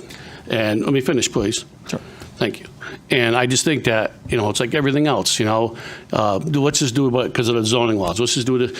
We have to start getting people involved. The community of this area should have been involved with what's happening. They have the right to come here. They have the right to speak. But our residents down here, I raised my kids down here too. We have to get people involved with all this kind of things. And just because you're already or going by zoning laws and stuff like that, still doesn't make it right, in my book. I'm for the people like everybody else up here is too.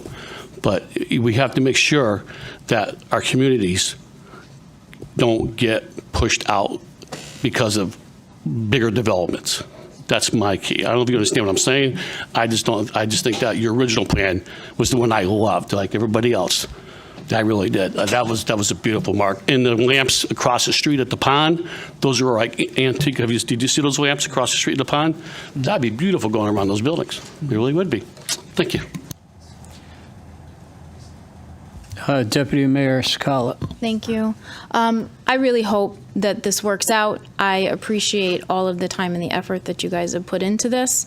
It sounds like perhaps we can make people a little more happy with some tweaks. Hopefully some of those tweaks will happen. There is no doubt in my mind that you are going to make sure you're dealing with zoning appropriately, that you're dealing with the public safety, fire departments, and parking. I'm assuming all of that's going to happen, and I really hope this works out. My next is a comment that it is incredibly frustrating that for the 9+ years, at least that I've been on this council, we have been begging for redevelopment down in Thompsonville, begging for developers to come in, begging for anything to happen down there, and then we get people who are interested, and some people are, to be honest, quite rude to them, and I apologize. And this has been. We have wanted redevelopment down in Thompsonville long before I've been sitting up here. And just hopefully some tweaks will happen. I hope this is a successful project. And I apologize for some of the, honestly, the rudeness of some of the people. Thank you. Thank you. I would just like to point out that you have attracted a world-class developer to Enfield to do this project. And let me say further, this is not a fly-by-night outfit where it gets thrown up and then we're gone. In fact, the owner stays present with the ownership of this development for decades. So they become part of the community in the process. So I just wanted to point those two things out. Impact Residential Development is a new division, a relatively new division within Starwood Capital, which has luxury developments all over the world. So you have a very strong development partner here, and I certainly hope we can move forward with this development. Okay, thank you very much. Bob. Yeah, Sorry. go ahead, I'll let you go, then I'll Again, thank got you. a couple of comments. So the developer bought the properties on Pleasant, is that correct? They have them under contract too, and one is close but not And then final. the current properties that the town knocked down, we currently still own them, right? We don't have a purchasing agreement, right? Correct? We do have an agreement in place that has been executed by both parties, the town and the developer. The transfer of the property hasn't occurred and won't until the financial closing that allows construction to begin. And I think maybe some of the, pushback. So if the gym, for example, being a community, would it be open to the public or simply folks who purchase? What's being proposed is a fitness center for the residents of this development. I think that's key to get out, and I think that's why, the business aspect is to get people down there, right? And again, become part of that community. And a lot of times in these type of, I'm not saying it, but in type of, you've been around, you see some of these around the country too, they basically become walled off little communities, which is fine, right? Nothing against that if you're able to afford that rent or whatever. But if you're right in the center of Thompsonville, it's meant to sort of be more of a community type, development. And I think that's why some of the business aspect that people are a little bit upset about. But again, I think if people can use the gym, again, maybe, and I don't know your financials, I haven't seen them, but there's a community garden at that corner, it'd be great to keep some of that where there is interaction between the community and the new development, which I think is some of the maybe frustration people are kind of, venting here a little bit, because I think that's the key, is that was seen as, okay, that's the new flagship going to the river, right? So even regardless of the train station's sort of gravy at this point. It was to open up the river, right? Because we have a beautiful northern Connecticut, part of the river there where, again, and when the Eagles come, a lot of people come to down there for that part of thing. And so the train station's sort of gravy, was really to get people to come back to the river. So I think as you're talking through some of this, again, it feels, just looking at what it looks great, but it just feels almost like, again, you're building as far as you can.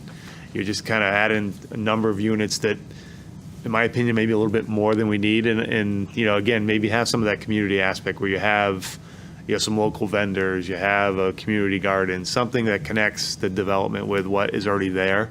Mm-hmm. So it's not like we're bringing in stuff that's sort of, you don't want to supplant what's there, you want to improve it, but you also want to be connected to what's there, if you get my drift, if I'm explaining it correctly. I think. And, the town's made that investment to knock those properties down, which, again, there's still a lot of people who are upset about that.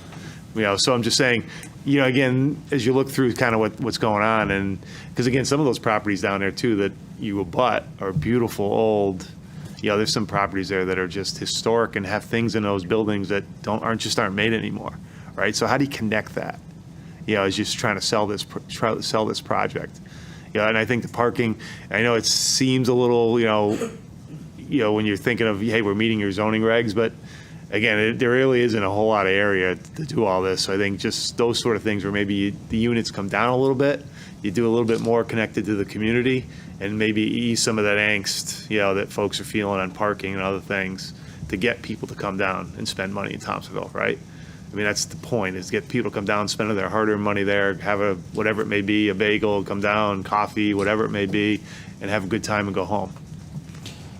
I appreciate If I'm explaining, I think that's where some of the, and I think that's been some of, when people say this sort of changed a little bit, what we talked about in June, that's where that business aspect comes in. Because again, if you rent there, great, but unless you have friends there, you're not necessarily going to pull up to go meet someone at the apartment complex, right? I don't know, you know what I mean? You see where the sort of where folks are coming from? Thank you. Okay, thank you. Councilor Hopkins. Thank you, Mr. Mayor. First, I want to say thank you guys for all the time you put into this. I definitely share this general vision for Thompsonville. Housing is very much in demand in town, but I would also like to see some of these parking concerns and mixed-use potential concerns resolved before I would want to move forward.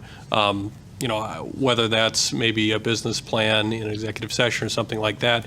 Maybe this can't be done under the financing structure, but maybe also it would be helpful to have a little more concrete information as to whether Bigelow would allow parking for this, because I certainly agree that there are parking concerns around this area.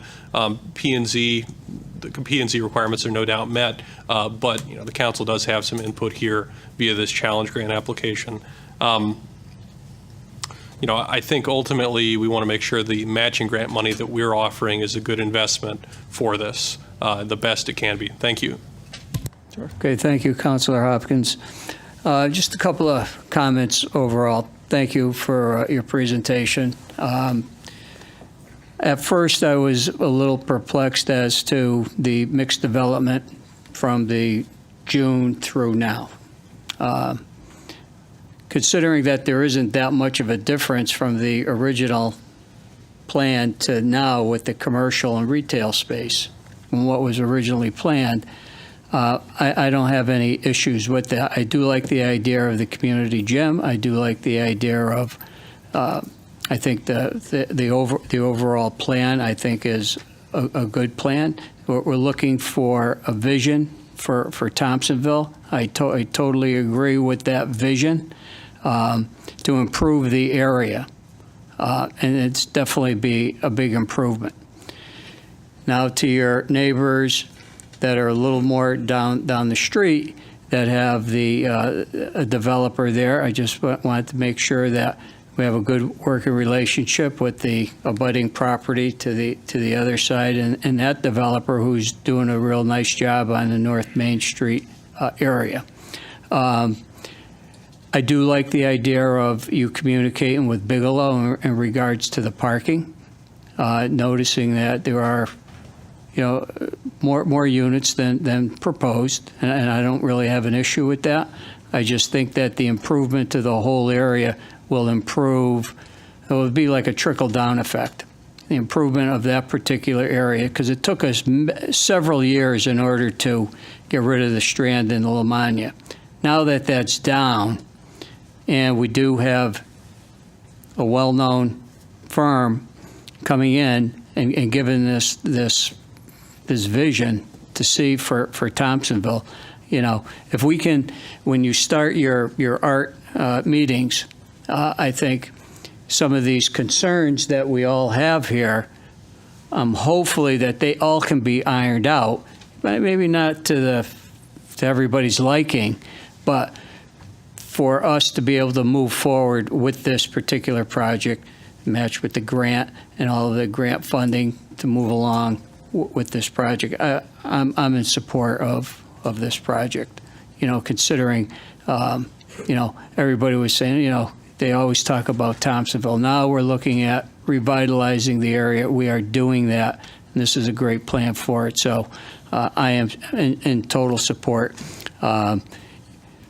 Do we know, I know Councilor Santinella did bring this up with the studio, the 1-bedroom and 2-bedroom. So it's a majority of studio and one?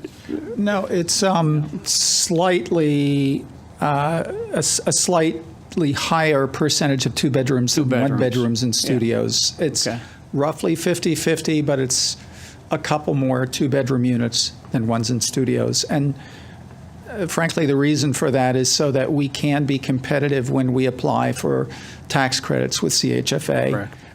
It's one of the scoring areas where you need to be able to show that it's not a predominance of just 1-bedrooms and studios. Right. Okay. Well, all right. Well, thank you very much. And, as long as we get that relationship with Bigelow Commons for helping with the parking issues that might arise from this. And, but thank you. Thank you. I would like to point out that Nelson was good enough to put together a meeting between the developer and our team and our neighbor, the local developer to the south, who's redoing that building. So, we're attempting to reach out to the local community and work together on things. Oh, great. Thank you. That's great to hear. Thank you very much. You're welcome. Okay, thank you.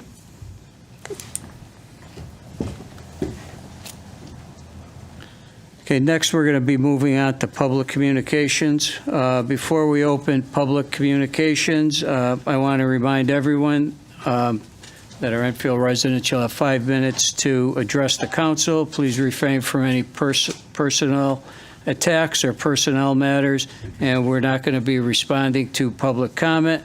And as a reminder to everyone, once again, this is not a forum to air grievances or to discuss our town employees. So when you come on up, please state your name and address for the record. Is there anybody that would like to address the council?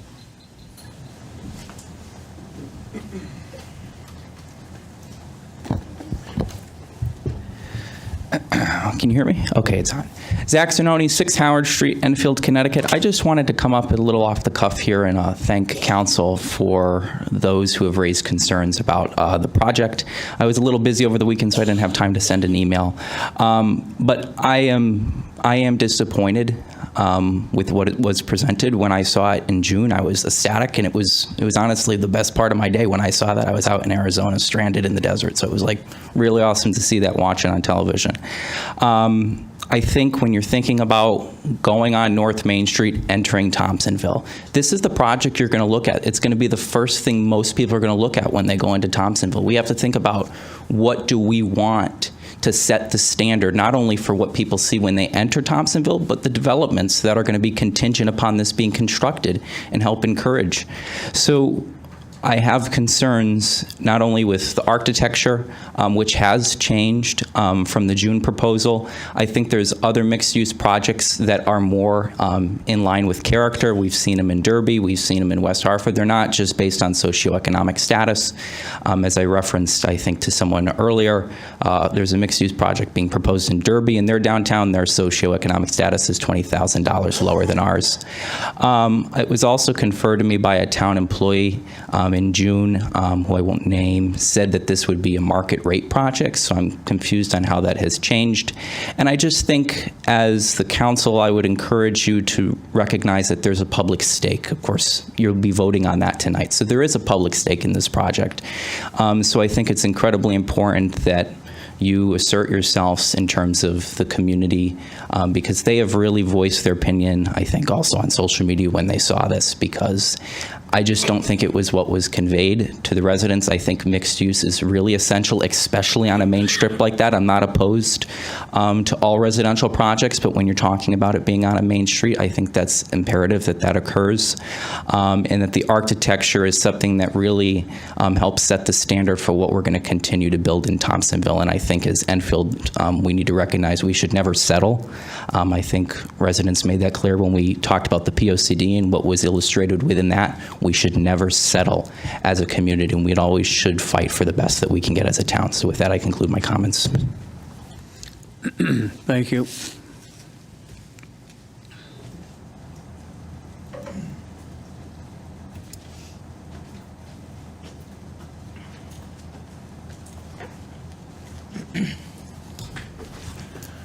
Peter Janitis, 3 Farmstead Circle. I only came down for one reason tonight, and this wasn't it. When you drive down Route 5 and you're coming in that entrance over there, can you put 3 reflectors up on that telephone pole so the old people, myself included, can see when we're coming in if it's dark? That's why I came, but now I got some other points. With this project here, parking was just, I don't know if they're getting it or not. I find it kind of interesting. These people only want to sit and listen to the public make our comments. But the on-street parking, as Doug and Kenny mentioned, it's just going to be a much bigger nightmare. You've got what's going to go on in the winter, as Doug pointed out, the lack of on-site parking. Even if it's just a couple that's moved in, usually the male and female are both going to have a car. The train station is not the big attraction here. I mean, it's nice, and I hope it benefits the entire town. Just go down to where the buses from Hartford come in the morning up to the old square and see how many people are actually using the buses. So now we're going to have all of a sudden all kinds of people coming down to use the train instead. Walking to the train station from that area where this proposed complex is going to be, walking down the hill and back up the hill, that's not really that short of a walk. And when you have inclement weather, that's going to be kind of a nasty walk. And I just don't know how many people are going to actually be using the train. I wonder if there's been any study as far as the number of people and what they're doing in the Bigelow complex, how many people are driving in, driving out to work. That train station is not going to be a big draw for these people. As far as the economic expansion, you got a pond on one side of the complex. You got Bigelow on the other side. You got from here all the way down to that, just about all municipal property. So there's only one place you're going to go, and that's up Pearl Street.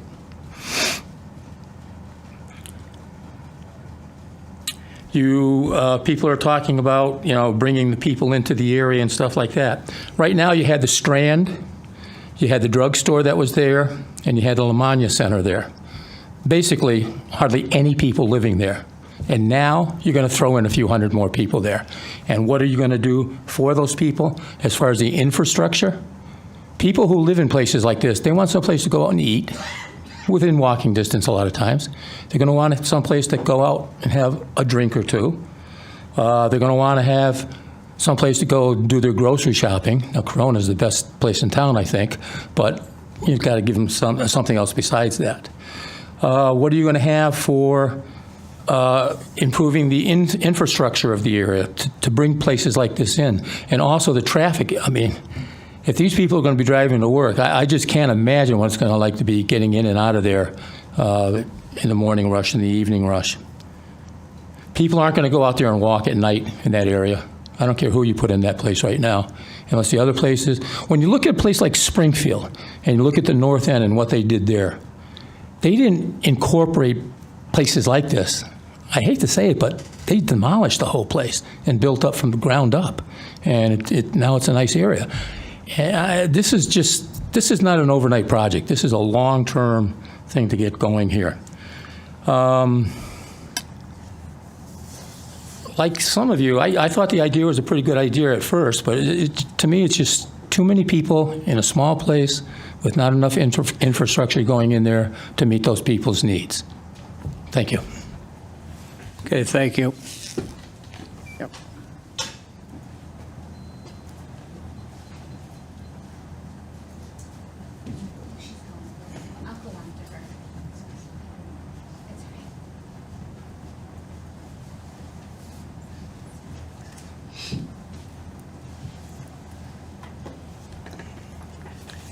Claire Lysecki, 62 Brainerd Road, and you all know how famous Boston is for their parking wars in the middle of winter. San Francisco, even out of city, had brand new apartment buildings across the street from the train station. The one guy rented the apartment and then found out he was only allowed one parking space. He almost hemorrhaged right there in the middle of the office because all the off-street parking was on a one-lane road that fell off immediately. So my suggestion is, why don't you change the rules and make sure all new development has at least a minimum of 2 parking spaces in their parking lots? Solve it right there with the new law.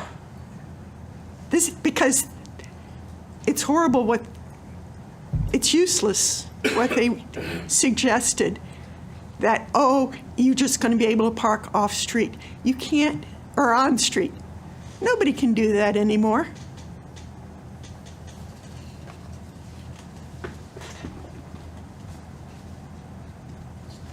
Okay, thank you. Yep.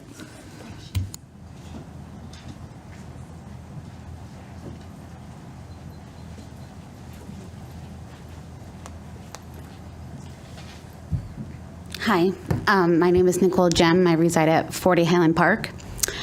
I'm here because of the Enfield Child Development Center.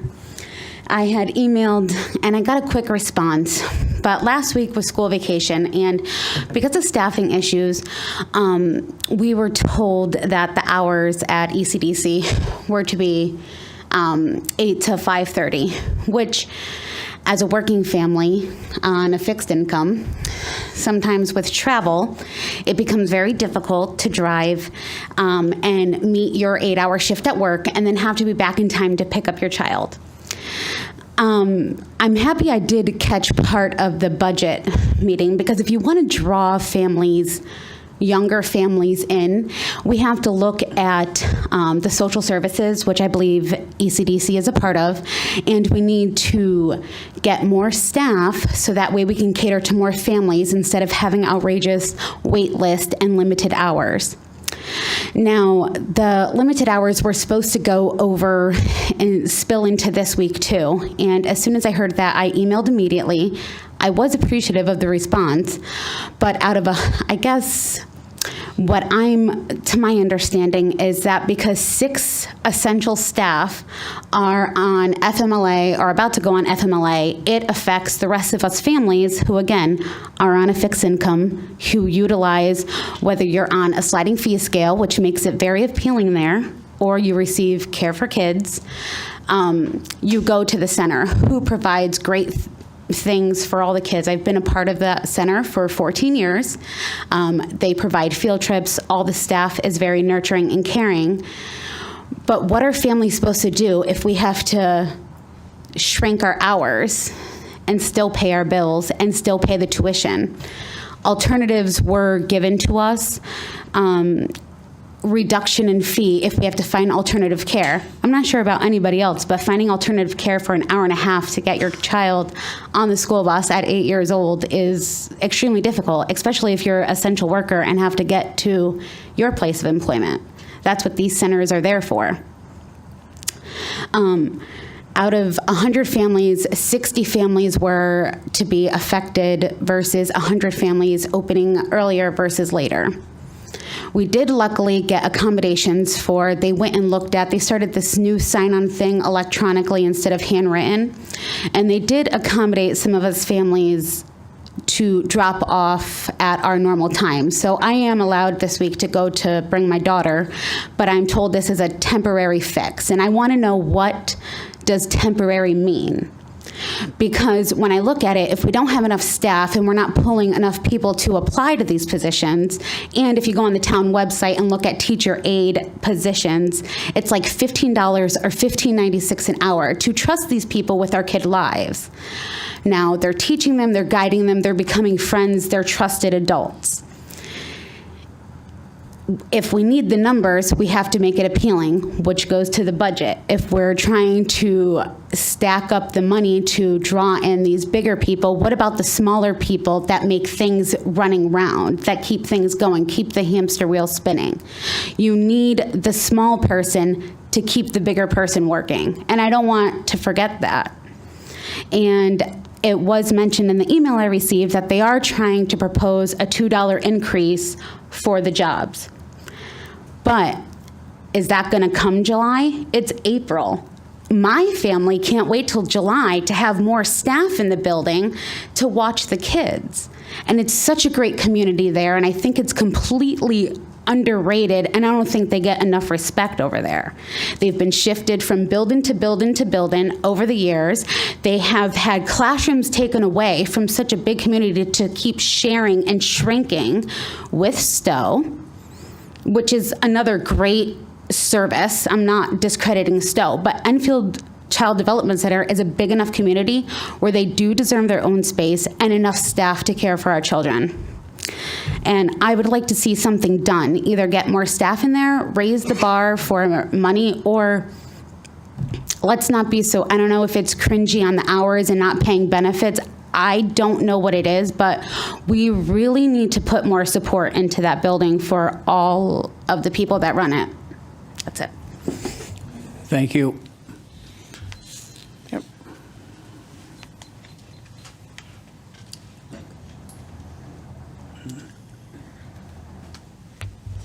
Hi, Sandy Hayward, 22 Charnley Road.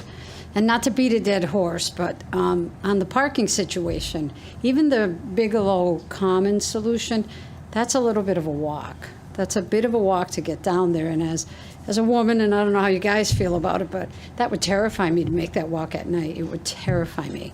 So if that is a solution, perhaps talk to the developers and talk about making sure that whatever walk, a separate walkway that's super well lit, just to keep people safe that are doing that, because there's going to be families there walking with kids at night. It's really frightening for a woman to walk at night in the dark like that. So I just wanted to put that out there to keep that in consideration. Thank you. Okay, thank you. Does anybody else like to approach the council?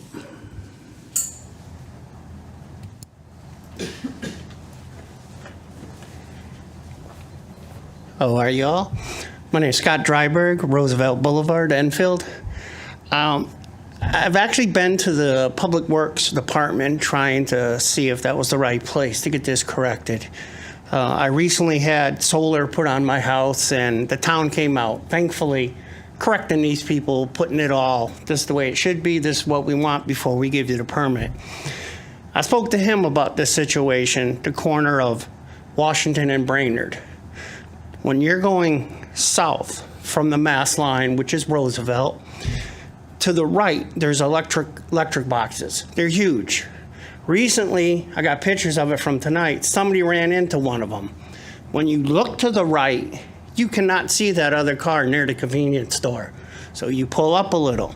They think you just appeared, meaning you've already stopped once, went a little further.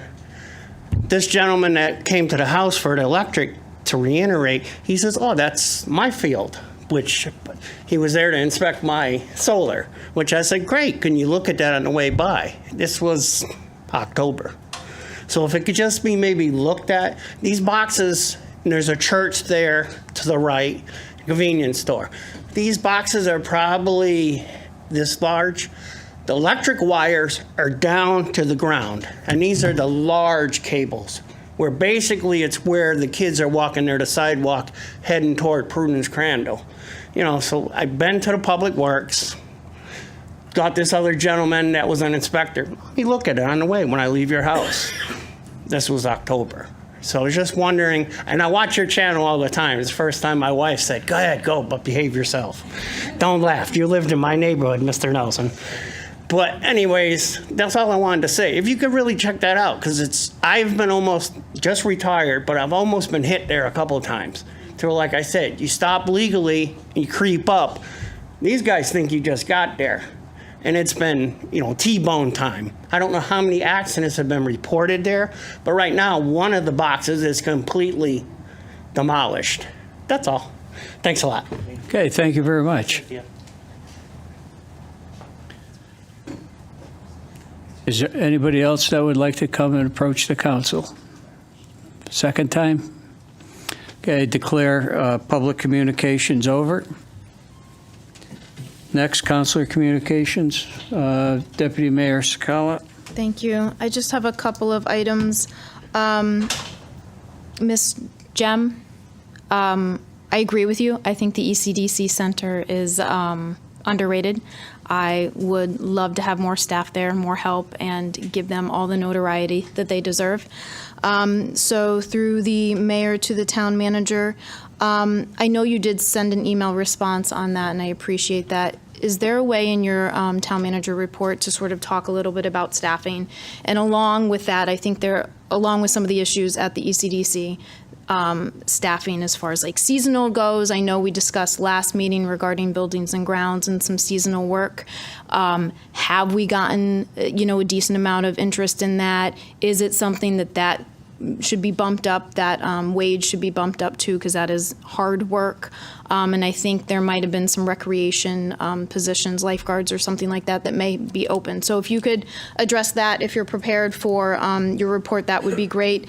And also, Mr. Driver, I think I may have said your last name wrong. If we could have, again, through the mayor to the town manager, somebody go out and look at that intersection. If there is something that impedes the sight line. Pictures tonight if you'd like them. Perfect, thank you. If there is something that impedes that sight line, if we could get that taken care of. And I guess lastly, I know we need to do a resolution for setting the public hearing dates for the budget. Can I do that now in my counselor communications, or should I wait? You could do it now, but I would ask that when you do make the motion that you add on that it, what are we adding on? The referral to the? The 8-20. Yeah, we need to do a section 8-24 referral of the CIP plan to the Planning and Zoning Commission as well. Okay, so I'm gonna make the motion then to add this to the agenda, and we can vote on it now, or do we vote on it later? You need to vote to bring it onto the table. Yep. And you need 2/3 majority for that, and then you could introduce the motion once you have that approval.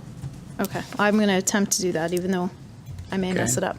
So I'd like to make a motion to bring to the table the resolution regarding setting the public hearing for the 2023-2024 budget, and additionally an 8-24 referral for the CIP. Second. Second by Councilor Mangini. All in favor? Unanimous? Thank you, and then I'm going to Okay, kick it thank you. over to the mayor so he can read the resolution. Okay, thank you. So I don't have to. All right, thank you. The resolution regarding setting the public hearing for the 2023-2024 budget, whereas the town council of the Town of Enfield values the opinions and comments of its constituents, and whereas in accordance with Chapter 6, Section 4 of the Enfield Town Charter, any elector or taxpayer may have an opportunity to be heard regarding the appropriations for the ensuing fiscal year and for the purpose of being heard on issues of vital community importance and concern. And whereas the Town Council shall conduct a public hearing at the council chambers, Town Hall, 820 Enfield Street, Monday, May 1st, 2023 at 6 p.m. Be it resolved that the order of business of the 2023-2024 budget hearing be arranged as follows. 1, the presentation of the town manager's budget. 2, comments from members of the public for the first time. Be it further resolved that each speaker be requested to register with the town clerk his name and address, and that no speaker shall be allowed to speak more than 5 minutes each successive time the speaker's name is called.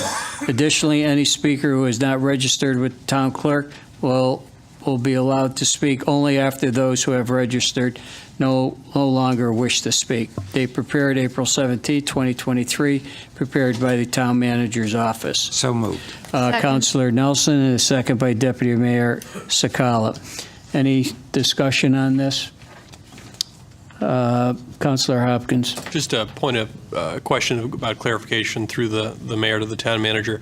So the CIP that would go to P&Z, what version is that? Is that after we've had our budget discussions? What would that look like exactly? Thank you. We actually had a conversation about this afternoon, and it has to go to PZC and be referred back to you before you have your public hearing per charter. So we are scheduling it to go to Planning and Zoning Commission for their April 28th meeting, I believe, so that it'll come back to you for the first public hearing on May 1st, understanding that there will be changes. In fact, there's still internal work that's being done, but in order to keep the spirit of the charter, those are the dates that we're working with. Thank you. Okay, thank you. Sheila, roll call. Deputy Mayor Sakala? 4. Mayor Crisati? 4. Councilor Despard? 4. Councilor Finger? 4. Councilor Hopkins? 4. Councilor Ludwig? 4. Councilor Mangini? 4. Councilor Nelson? 4. Councilor Pisner? 4. Councilor Santinella? 4. And Councilor Ungary? 4. 11 in favor, none against. Okay, thank you. We'll continue on now. Councilor Mangini. I just, excuse me, have a public service announcement. I would urge everyone, when they see or hear an emergency vehicle around them, by them, behind them, get out of the way. Twice this past week was one ambulance, one police cruiser, and people just don't get it. Move over. It's not that complicated, and it's very frightening because you don't know. In fact, when they are on emergency call, somebody could get into an accident. So I'm just asking people to please be aware that we do have the emergency vehicles out there, and our role as drivers is to get out of the way. Thank you. Okay, thank you. Councilor Hopkins. Thank you, Mr. Mayor. Just briefly, I appreciate the thoughtful child care comment. I'm sure there are a number of other people out there in the community that have those concerns as well. Budget season is coming up. If you are concerned about staffing shortages with our daycare in town, please reach out to the counselors. I'm glad that others on the council might be considering increasing that budget. Additionally, I had a question from a constituent regarding the Brainerd Park title search. The question was, through the mayor to the town manager, how's that going? What are the updates? I believe we paused that when Mr. Borgia withdrew his interest in that parcel, so that has been ceased in terms of our approach with the attorneys. Thank you. Okay, thank you. Councilor Ludwig. Through the mayor to town manager, I know we get the budget coming up, but Councilor Nelson's concern last meeting, when will we have a meeting on 490 open space? Again, I want to emphasize, to me, and I agree with Councilor Nelson, it's the most important thing we need to address. Got to have sustainable local food and open space. Can it be before the June meeting, if, assuming with the budget, I'd like a 6 to 7 workshop, whatever we can do to start, to address some of those issues, both open space and 490 open space, because I think it's two things, not just one. And my recommendation through the mayor, to you, that we have it in hopefully the June 1st meeting or the 2nd June meeting before there's a summer recess, and I just don't want to go on, I only have a meeting in summer and we don't address it till the fall, if I can just make that recommendation. I'll include my update on that in my report. All right, perfect. And then, last thing to the mayor, town manager, I see that it's great that the roads projects are getting underway. Are we having community meetings? I think, did we have one for the group that's down on the north end? And then I think it's so I think that's close to getting underway, where I apologize if I'm getting my dates. And then the Metal Arc area, right? If we haven't, can we please have those? Those are very valuable to those before we do the project, just so people know, get a chance to ask questions of the developer. In the past, they've been great meetings, and it allows the connection between the developer, the town, and the residents as the work gets going. If we haven't had them, could we just make sure we schedule them? Thank you. Okay, thank you. I know I can't see you, but Councilor Despard? Thank you, Mr. Mayor. I was waving dramatically, and it's really strange. It's my first time being virtual, so I'm talking to my own face. It's really disconcerting, so bear with me. This is going to be some overlap to what Councilor Ludwig talked about. I wanted to ask a question through the mayor to the town manager. I know on September 19th, we referred that 490 to the PZC, the ordinance from the Conservation Commission. And I just wanted to know how we go about getting an update from them on when they might look at that, or if there's any update at all. It sounds like you might already be covering this, but I just feel it's really important. There's so many people out there really concerned, myself included. Open space is evaporating. This is a bipartisan issue. I really think we need to get something done. So, I just wanted to piggyback off what Councilor Ludwig was saying and ask that question. Thank you. Okay, thank you. Councilor Nelson. Okay, along with Councilman Ludwig and Councilman Despard, might beat me to it, but absolutely. And I think if we don't address this immediately, we're going to be in the same situation with the assessor and the BAA in the next couple months. So it's up to us sitting up here to stop that from happening.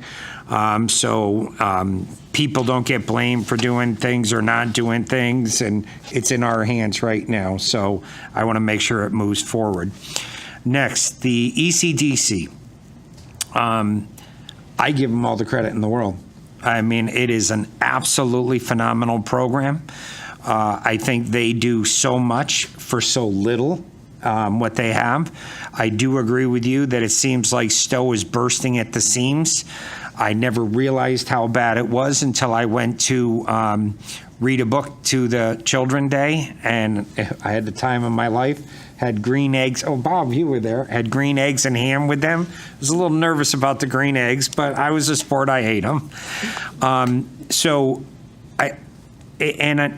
got to say it, but this is the problem when you start allowing all these different absences. FMLA, sick leave, vacation time. How many extra staff do you have to have on hand just to maintain 20 strong? And I know we have the same issues with the police department, and the school has the issues. There's got to be something, because most small businesses couldn't afford this. And if the ECDC wasn't funded, their fees would be astronomical, but it is publicly funded for the most part. So we need to look at stuff like this, because I know the police department, they got 100 sworn officers, but they're not on the streets, and people are like, we got 100 officers, that's way too many. Well, when 15 of them are out for stuff like this, how do you replace them? Fund 15 more officers permanently? So it's not a simple solution, but I do agree it's a solution that we need to resolve right now, because my daughter is in the same situation you're in, and it's not the ECDC's fault. They're trying. And so, along with Deputy Mayor Sakala, I would ask that we don't wait till budget. If we've got to do something short term, if there's something we can do to help them that we do it. And that's about the best I can offer right now for that. And then lastly, if you live on a road with a big white spray painted square on it, it's because your road's getting core tested for upcoming roads projects. So that is the start for you getting a brand new road. So be happy. That's all I have. Thank Okay, you. Thank you. Any other councilor communications? Okay, well, I have a few to make. First of all, Nicole, I know that you contacted us. I was away. I know we did get the reply back to you. It's a very, very important issue. Along with Councilor Nelson, Deputy Mayor Sakala, to the town manager, I think this is something that we should address immediately also. It's very important to all the families. Take that stress level off, and I definitely understand that. So thank you for that. And then for Mr. Driver, well, thank you for your comments also in regard to, that safety issue. Yes. All right. I just want to remind everybody that this upcoming week, Earth Day activities, very important to the town of Enfield. We have the Clean Community Cleanup, sponsored by the Beautification Committee, and collections are happening at the town hall. Is designed to keep items that can be used out of the waste stream, okay, which is going to save taxpayers money. All right, so this Saturday they're going to have a shred event sponsored by 360 Credit Union, a textile collection to benefit the big brothers and sisters, electronics drop-off, so you don't even have to go to the transfer station. I think that right there in itself is well worth it. Also, we're going to have the police department and the Enfield Together Coalition will be sponsoring their drug take-back day to collect all the unused medications so that they stay out of the hands of people and children who may misuse them, as well as to make sure that these medications are disposed of properly. Also, coming up, May 2nd is Eppendorf Day here in Enfield. They're going to be having, I just want to let everybody know, at 2 p.m. You mark that on your calendars. I did get the invite, so I just want to let everybody know May 2nd at 2 p.m. Eppendorf will have their grand opening, so I wanted to let everybody know that. All right. I do have one final comment to make tonight, and this is going to address an issue that I just want to make sure that we're going to be addressing it properly. The Democratic Town Council caucus asked for the resignation of Councilor Hopkins. Although we cannot yet fully comment on everything, a few things that needed to be addressed. First, in this caucus, you know that honest disagreement is often necessary for progress, and therefore it's also encouraged. And to that end, I just want to make it clear to everybody, contrary to what Mr. Hopkins has said, our asking of his resignation was not any way due to him disagreeing with myself or any member of our caucus. This is about principle and policy and not politics here. Mr. Hopkins was asked to resign in part due to his wrongly sharing and speculating to the public about what we believe is confidential information regarding an investigation that is not yet completed. Also, we believe that Mr. Hopkins put the town in an extremely precarious situation and a position with his comments regarding a personnel matter. Although both instances are very serious and serious enough to warrant to ask for his resignation, it's also important to note that it's not the first time that we've had concerns regarding his behavior. Mr. Hopkins has refused to resign. I just want to let people know that his subcommittee duties and his liaison assignments have been removed. And I just wanted to set that clear with everybody. So thank you for that. We're going to move onward to the town manager report and communications. Okay, so we're going to start with a piece of good news. Thanks to the efforts of Steph McGilvery, who's part of our Enfield Culture and Arts Commission, as well as our part-time marketing person in the town manager's office, and Joe Natale, who helps with the entertainment at the 4th of July. We have assembled a summer concert series that will be happening out here in the band shell to attract people from a social and community building standpoint all summer. So tonight, because we already have the money put together for the June concert series piece, which will happen in this fiscal year, I'd like to let the town council know that the series will step off on June 13th, all Tuesdays, with Johnny's Six Gun, on the 20th with Cold Train, and on the 27th with Beyond Purple. They will run for about 2 hours. We are hoping to attract food trucks and do other types of arts and family activities and really make Tuesday nights a focal point here in Thompsonville, in addition to the playground. So within the budget, we are looking to put together some additional funding to take us through July and August and hopefully make this a permanent fixture as everything else that's happening in Thompsonville unfolds as well.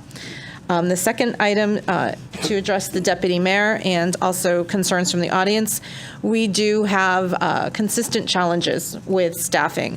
Right now, if you look on the town website, we are still looking for lifeguards, critical safety issue for our summer camps, but also if we don't have enough staffing, obviously summer camp will be our focus, and we will have to reduce open swims and opportunities for the public to use the pool during the summer. Steve hit on the crossing guard issues, again, critical safety issue. We also have positions with our IT department. We are looking for camp counselors. We are looking for EMTs and paramedics. We are constantly looking for part-time animal control. We are looking for cooks to help with congregate and some of those housing issues as part of social services. And we are always looking for drivers for both our Medicare appointments as well as the buses. Specifically, for teachers and teachers' aides, it is a challenge. And we've been talking to you about market conditions for months, and I think you've just heard from a parent who will back us up on that. Salaries are low, and we are constantly looking to make sure that we are market ready. The $2 an hour piece that we are proposing that will be on a future agenda is set to adjust some of that, but I'm not sure that that will be enough.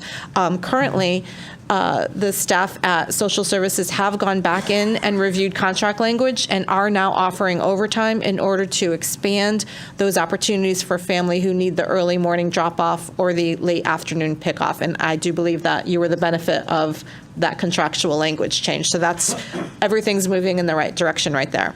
But John Wilcox has informed me that out of the 17 positions that we have budgeted for teachers' aides, we only have 12.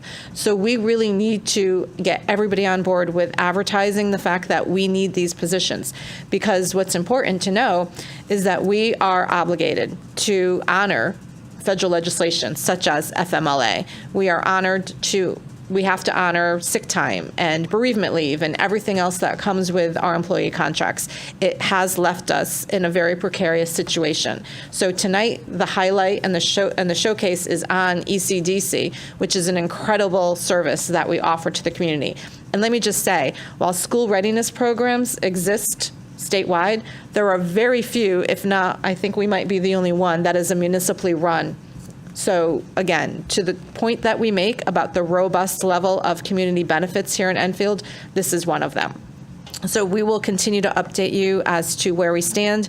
The other innovation that we did this year was we front-loaded some of the funding for seasonal within building and grounds in order to augment the work that has to be done at what we really consider high season.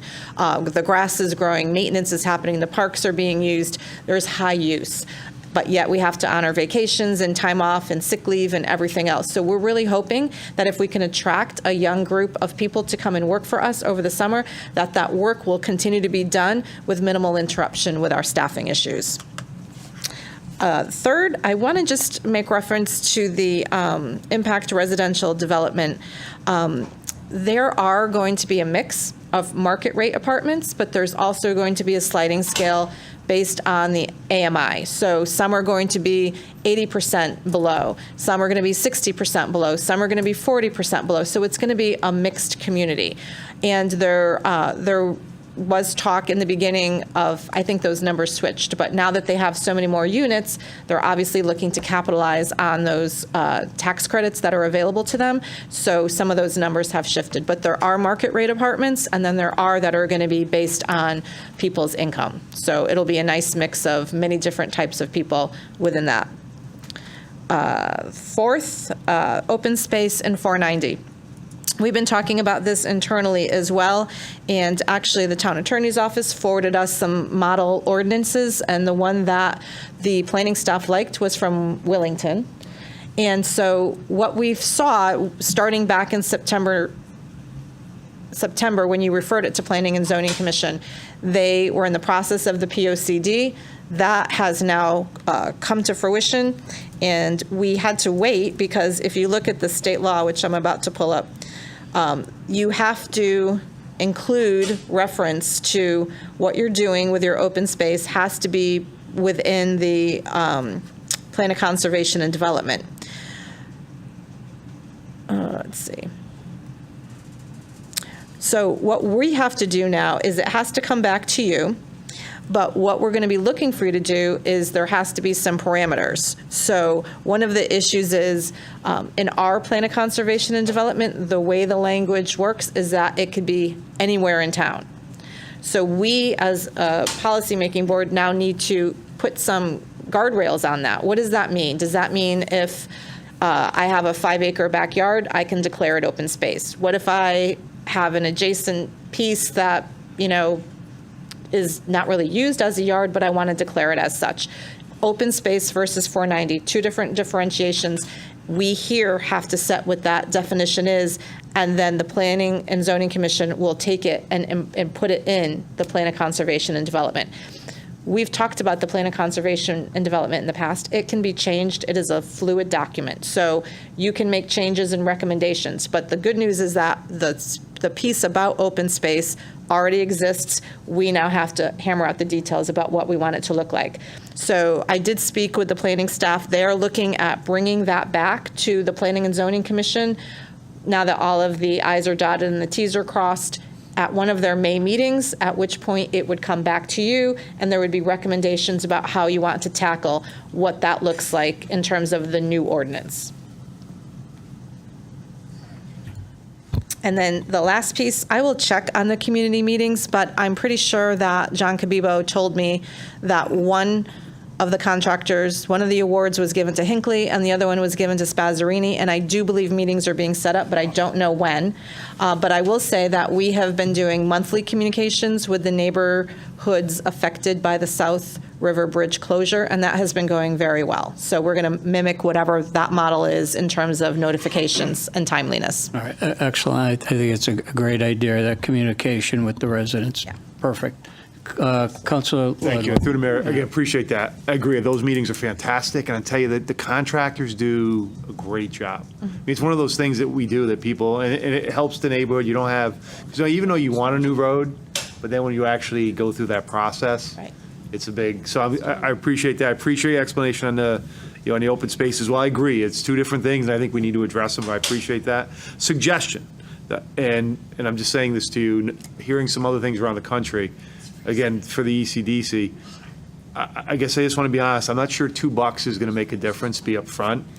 What about, I've heard, again, not necessarily, because we are a very unique program in this town, I think everyone's been involved, is proud of it, that we're one of the few town-run, facilities. I don't know if it falls within the federal rules, I know there's, background checks, but A, what about volunteers who are willing to spend an hour at night, A, volunteers, and then B, are we able to give parents a break if they're willing to volunteer an hour or two on their fee? If they're saying, if they can't find, but if you're willing as a parent, can you get a break on their charge? And I can tell you, I would volunteer because it's the best program run in the state of Connecticut, and we are a model. And I guarantee, because I'm just saying, look, I get it. Unfortunately, people got to realize every industry right now doesn't have workers. Everyone's struggling to get qualified workers right now, no matter where you are. And I'm just saying $2, even though I appreciate and I agree, I think it's worth it. It may be time to think a little bit outside the box. And I guarantee you, I mean, I understand there's background checks and all the things that you have to do through the federal, but maybe it's, hey, are we willing to get some volunteers to start lining up, maybe start in the summer, I don't know, as a pilot program, parents who may be willing to give an hour if they have it. Just a suggestion. And because again, I would volunteer because I agree, it's a great program. And I know other folks who've been involved it, for the number of years also believe it's the best program. So just some ideas. You don't have to give me an answer, but You'll have to look into it. Yeah, okay, thank you. And then- I know this is not like a give and take here, so let's have her finish her report. No, I'm done. I just You're all wanted done? to say to Mr. Dryberg, it seems like some of the council members are familiar with the location that you're talking about. I'm not, so I'll either get the pictures from you or I'll get it from them so that we can follow up with you. Okay, thank you. Okay, we're going to move on to item 10, report of special committees. The first one, to receive a recommendation from the General Government and Finance on allocation of ARPA funds. I'm going to ask Deputy Mayor Sakala to just give a comment on that. Sure, I'll start. So I believe that Ellen has provided everybody with a sheet there of ARPA, and I think at the very end, last page, says the balance that we have. Coming out of general government, and John and Mike, feel free to speak up if you have anything addition. What we talked about is allocating $150,000 from the ARPA funds for the Porter and Chester project. So that would not be coming out of general funds, that would be ARPA funds. And then a $200,000, up to $200,000, because admittedly, we do not have the final specs and what the project may actually cost. So hoping it's less than that, but up to $200,000 of ARPA funds to build bathrooms on the back of the building next door, which would be, what's the address? 810 Enfield Street. So the bathrooms, and I think some of that money, if available, would also be go towards some of the band shell, things like lighting and sound, and if there's any extra, I guess, police duty or anything else needed there. So that would be our recommendation. Okay, thank you. Councilor Nelson. If the police have to duty, they can do it in the new bathrooms. All right, well, thank you. We do have a... Don't quit your day job, Councilor Nelson.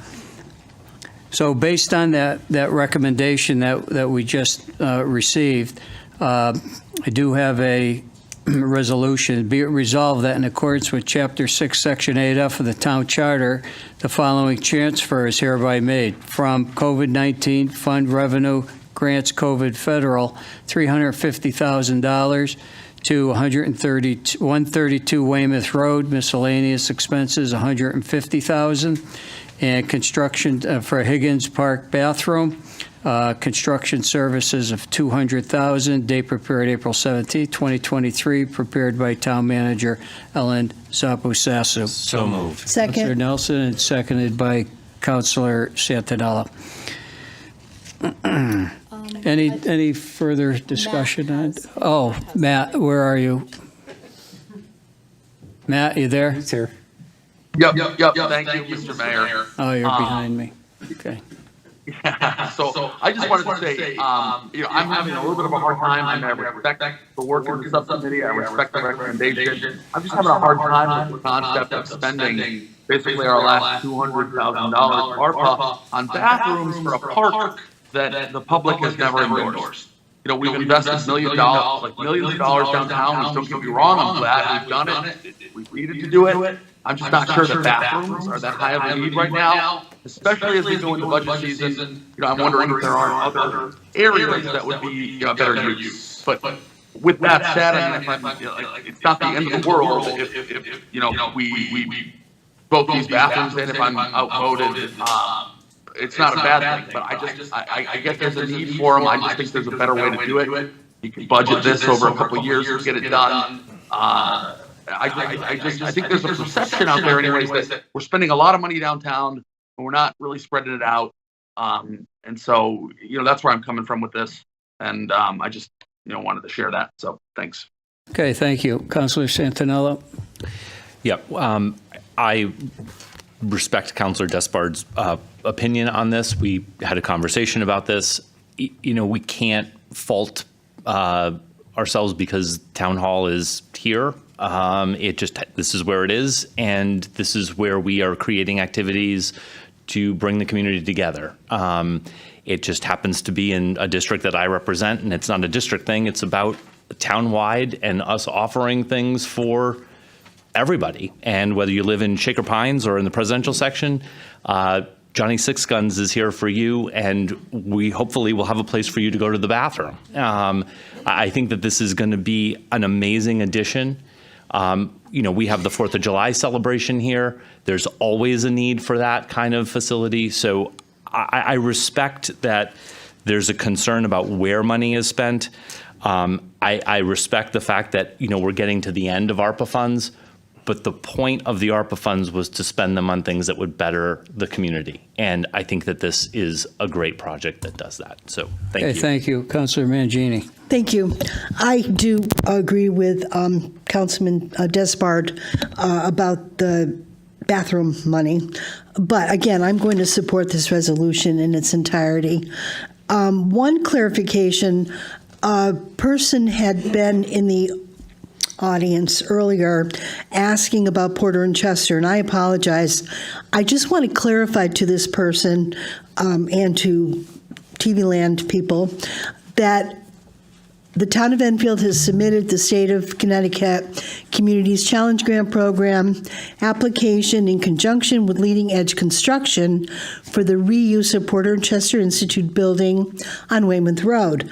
The grant requires a 50% match from the municipality, Enfield, and the General Government Subcommittee recommends the amount of $150,000 match be allocated from ARPA. And when the person had questioned whether Porter and Chester's on the agenda, I wasn't focusing on the ARPA. So I just wanted to clarify to that person and to others that it's a matching grant, and that was one of the main reasons why we're doing it. So thank you. Okay, thank you. Councilor Ludwig? It's going to be an amazing night. Deputy Mayor Sakala, I can't even say her name. Sorry, I apologize. It's just so we weird agree that on we're something, gonna and agree. I agree. Look, I agree. Look, these are compromise. These are taxpayer money. I agree. Again, I agree. Whether it's here or it's somewhere else in town, we're using 150, rightfully, in my opinion, for Weymouth Road. Again, these are projects that you don't want in your budget. These are one-time projects that we should be able to accomplish. Again, Again, I got to be upfront and honest. To her credit, she's pushed for bathrooms, but it's the balance of if we're gonna. Again, I voted in full disclosure. I voted against the ban shell back back a year ago. However, you gave a great update. We got bans coming. Folks are excited. I mean, hopefully you battle the bans, and you're either gonna do it right or we're not gonna do it. So. I appreciate the comment if you're for or against it, but honestly, it should not be in our budget. It's exactly what ARPA funds are for, is to take these kind of projects. So again, it doesn't become part of our CIP. As we already saw with the budget tonight, we already have how many millions of dollars in there. And our debt limit, there's other projects that folks want to spend money on, we're dangerously close to losing our bond rating with the amount of debt we're taking on. This is the perfect use, in my opinion, for the project. So I agree with you on this one, Deputy Mayor Sakala. Can we get that on record? It's on record. It's on record, yeah. Are you agreeing on the debt too? Are you agreeing on the debt too? Okay. Wow. I am in utter shock here. I'm ready to raise the banner flag. Gotta be honest. No, this is all good. This is good. This is good communication. Councilor Nelson, make it short, please. Just joking. I support them. Just my concern is who secures the bathrooms at night so we don't end up with homeless people living in them, because that will happen. I'm sure the town custodians will clean them, but I'm just concerned at what hours are they open? Are we going to need access from the town hall to get into that? That's because I think it's a great thing, but bathrooms like that are isolated, they tend to get vandalized quite a bit. Yeah. And this is the highest population in town, and I think it's a good place to start with Gina's bathrooms, because she wants them everywhere, and she's working on it. But I do support it, just that's my concern, is security. Thank you. Well, Well, so we're going to work out a lot of those details, but for the most part, we do have second shift staff here. So the thought was that as they're ending their night, they would be checking them and locking them, and then the cleaning piece happens the next day.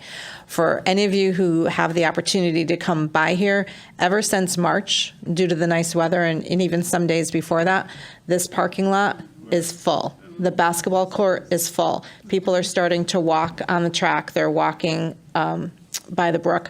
There are a lot of people here. And so that's obviously what we're trying to do, is bring people here. When there's a lot of people here enjoying the park, that means people who might have other ideas about doing things here aren't able to, because there's too many eyes on them. The band shell was specifically designed with open sides because it's not going to be able to be something that you can hide in.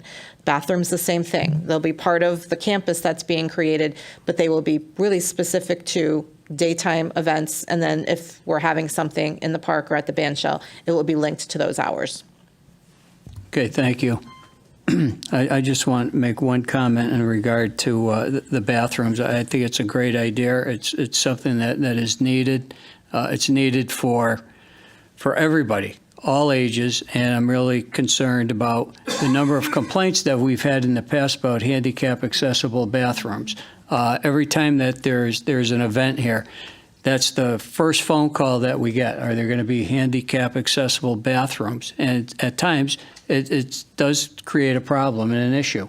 The other thing is, this building usually is open in the event that somebody does have to use the downstairs bathroom here. So enabling to, for anybody that has some sort of emergency, that's always going to be available. And I know that during the farmers market, that happened to be a big time issue for us. So with these bathrooms that are going to be planned, with all the activities that are going to be happening here, and I do agree with Councilor Santinella on his comment in regard to the number of activities that are going to be happening here at Town Hall is something that is needed. So once again, I will be in major support of this. So to the committee, keep up the good work. Sheila, roll call. Deputy Mayor Sakala. 4. Mayor Crisati. 4. Councilor Despard. Against. Councilor Finger. 4. Councilor Hopkins. 4. Councilor Ludwig. 4. Councilor Mangini. 4. Councilor Nelson. 4. Councilor Pisner. 4. Councilor Santinella. 4. And Councilor Ungary. 4. That's 10 in favor, 1 against. Okay, 11A, update concerning the proposed fixed tax assessment agreement for Fast Track Realty. I know that at this point, I believe we're going to be tabling this item. So we're going to move forward. The next item is the consent agenda. A, there are 2 minor transfers on the consent agenda. Does anyone want to remove any of these for discussion? Okay, seeing none, is there a motion to approve? So moved. Councilor Ungary and a second by Councilor Mangini. All in favor? Matt, your hand is up. That is unanimous, 11-0. Under appointments, Town Council appointed the Patriot Awards Committee here. I'd like to make a motion to appoint Deb McCarthy. Second. The motion was made to appoint Deb McCarthy, first by Councilor Mangini and second by Councilor Mangini. All right. All in favor by show of hands? It's unanimous, 11-0. Moving forward. Mr. Mayor? Yeah. Thank you. I do know that there are a number of other openings for town committees. I would make a motion to suspend the normal rules to consider any other vacancies tonight.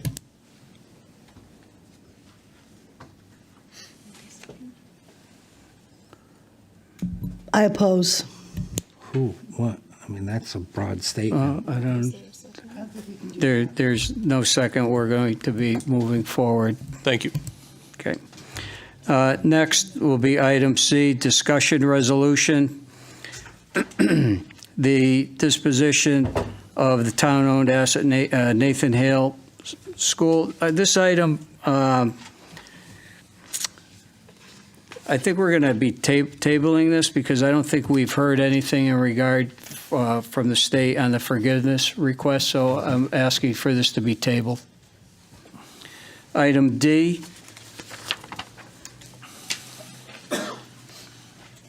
This is a request for transfer of funds for overtime and vehicle parts of $65,000. This is part of the normal end of the year process, the end of the year transfers among line items to cover fourth quarter expenses. So item D, be it resolved that in accordance with Chapter 6, Section 8F, the Town Charter, the following transfer is hereby made from Buildings and Grounds, Health Medical Insurance, $35,000, Custodial Services, Health Medical Insurance, $30,000, to Buildings and Grounds Overtime, $20,000, Equipment Repair and Maintenance, Vehicle Supplies, Materials, $10,000, Custodial Services Overtime, $35,000, date prepared April 13th, prepared by Donald Nunes, Public Works Director.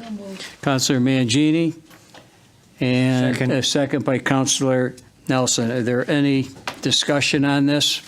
Seeing none. Sheila, roll call, please. Deputy Mayor Sakala? 4. Mayor Crisati? 4. Counselor Despard? 4.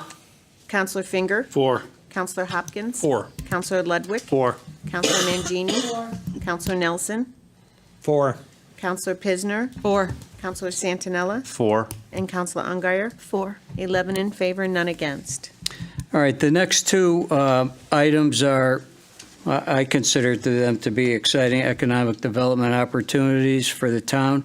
Leading Edge is a growing Enfield company that tried to buy the former Porter and Chester Institute last summer, and they are back again. We're happy to be partnering with them for a state grant to help revitalize this blighted and abandoned building. And the town council is going to be allocating $150,000 of ARPA funds as required by the grant match.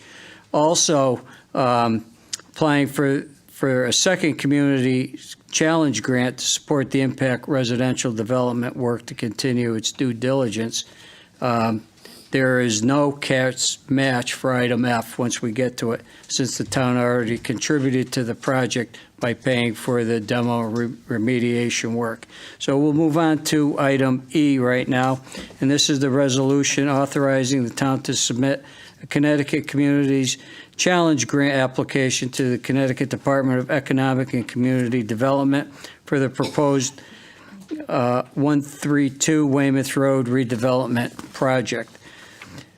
Be it resolved that the filing of an application by the town of Enfield in the amount not to exceed $1,600,000 is hereby approved, and that the town manager is hereby authorized and directed to file such application with the Commissioner of the Department of Economic and Community Development to provide such additional information to execute such other documents as may be required by the Commissioner to execute an assistance agreement with the state of Connecticut for state financial assistance if such an agreement is offered, to execute any amendments, rescissions, and revisions thereto, and to act as the authorized representative of the town of Enfield. Date prepared April 10th, 2023, prepared by Office of Economic and Community Development.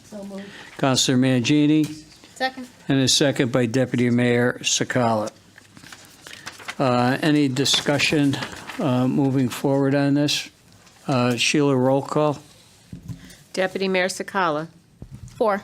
Mayor Crisati? 4. Counselor Despard? 4. Counselor Finger? 4. Counselor Hopkins. 4. Counselor Ludwig. 4. Counselor Mangini. 4. Counselor Nelson. 4. Counselor Pisner. 4. Counselor Santinella. 4. Counselor Ungary. 4. 11 in favor, none against. Okay, F, discussion resolution, the resolution authorizing the town to submit a Connecticut Communities Challenge Grant Program application to the Connecticut Department of Economic and Community Development for the proposed Enfield Station Transit-Oriented District Project. All right. Be it resolved that the filing of an application by the town of Enfield in an amount not to exceed $5 million is hereby approved, and that the town manager is hereby authorized and directed to file such application with the Commissioner of the Department of Economic and Community Development to provide such additional information to execute such other documents as may be required by the Commissioner, to execute an assistance agreement with the State of Connecticut for state financial assistance if such an agreement is offered, to execute any amendments, rescissions, and revisions hereto, and to act as the authorized representative of the town of Enfield. Date prepared April 11, 2023, prepared by the Office of Economic and Community Development. Councilor Mangini, and a second by Councilor Pisner. Any discussion on item F? Councilor Nelson. With the current proposal that we just saw, I just don't see that the current plan meets what we're looking to do within Thompsonville. We all remember, well, most of us, okay, some of us remember the 70s when they had a great plan to revitalize Thompsonville, and it destroyed it. And this is not bringing business back to Thompsonville. This is adding cluster housing worse than what's currently there, and I just don't see any benefit when you're building a project like this with half the parking that it takes just for that property. We all know what the parking situation's like down there. They don't have a solution yet. They might, they could. Well, when they do, then I would consider supporting this, but for right now, I cannot move forward with this. Thank Okay. you. Thank you. Councilor Hopkins. I think we've given the developers some good faith benchmarks to meet in regard to the parking issues and mixed use issues. I would like to see those things resolved before we move forward here. Thank you. Councilor Pisner. I have to agree with Councilor Nelson. This was not what I had originally signed on for. I signed on for a smaller project. I signed on for mixed use. And that's what my vision of Thompsonville is. I appreciate the fact that they kept the monument, but what they showed us last June, and I actually brought it with me tonight, that is what I envision for Thompsonville. So I can't look at this and say, yes, this is what I want it to look like. Councilor Santinella. Look, I know that the vision changed, but I do not understand how we just chase everybody out of town who wants to do something here.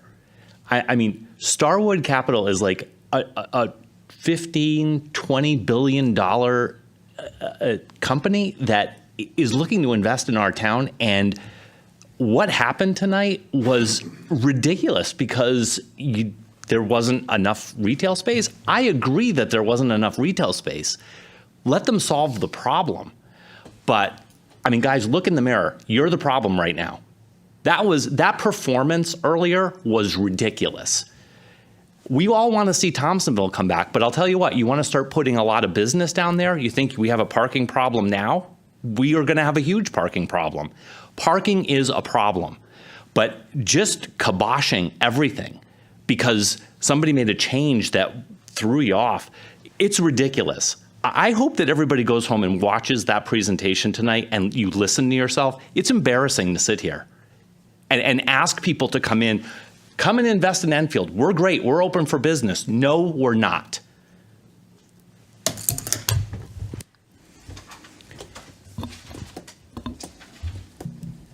Any other comments? Yes, I do. Well, I have a comment, and this goes along with what I stated before. We have an opportunity here, And every time that we seem to want to move forward, we're kind of like pulling the brakes back on every project. I don't care if it's this one, I don't care if it's the sports complex. It's every single project. Their meetings, their art meetings start next week. They're going to be making adjustments. I think they listened to what everybody had to say here.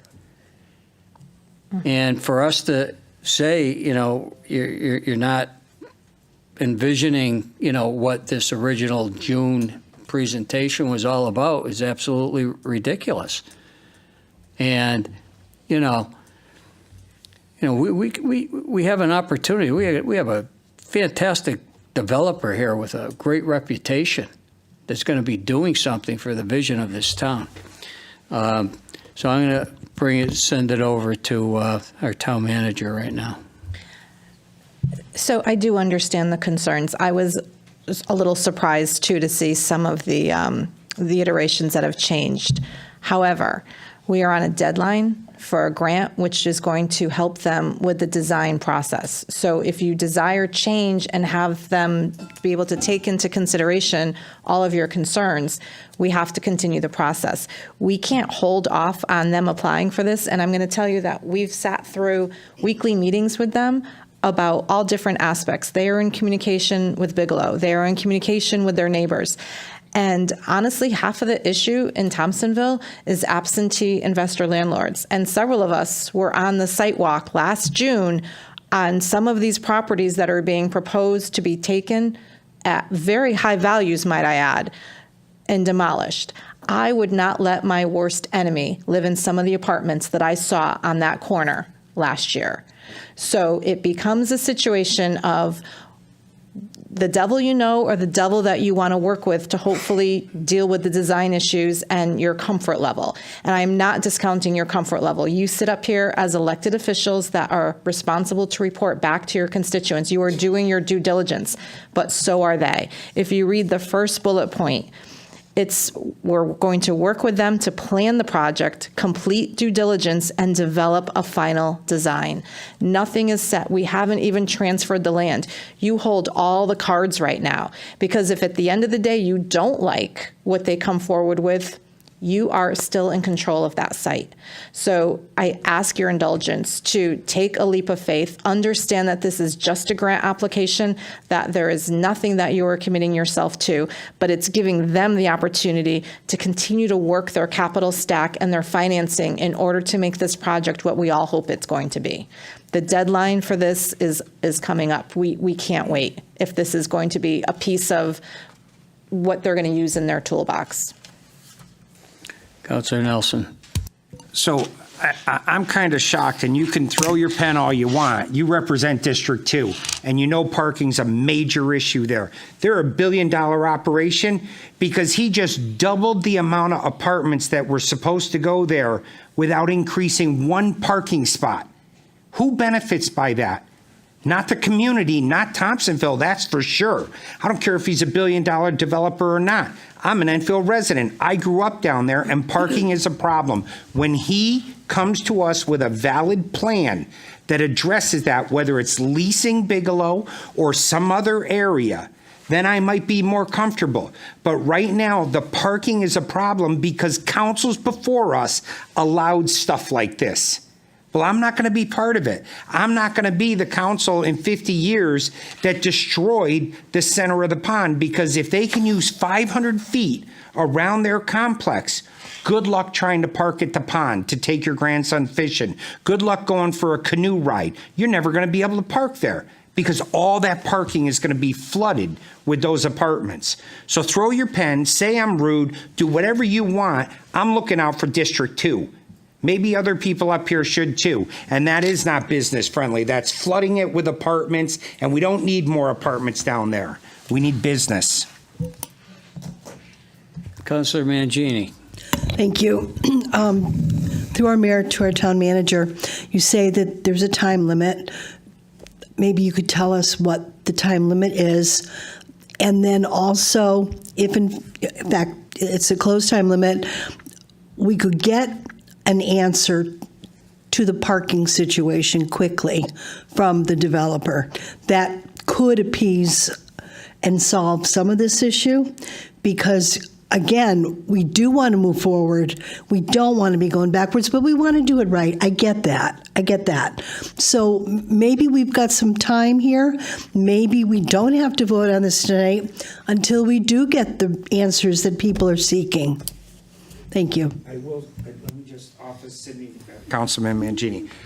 I agree with you, Cindy. And if through the mayor, if the town attorney gives me reassurance that we have the final say before we sell this land to them, that at that point we could say, you didn't meet the parking requirements or whatever our issues are, I would support moving forward on this, knowing that on the record, I have a serious problem with this project and I would not turn over the land.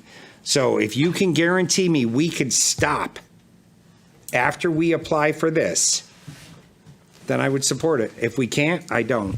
Well, I'm not sure that I can give you the kind of ironclad town attorney opinion you want just on the fly. I don't have the all of the relevant legal instruments right in front of me. We could certainly take a look at it. I don't disagree with anything the town manager said. This is conceptual. It still has to go through the PZC process. There are a lot of moving parts. My gut reaction is that, yeah, absolutely, you still have control. I can't put that in a written memo and say it's ironclad, guaranteed, going to hold up in court every day of the week. But I agree with what the town manager just said, that we're trying to get the funding in place with the grant application.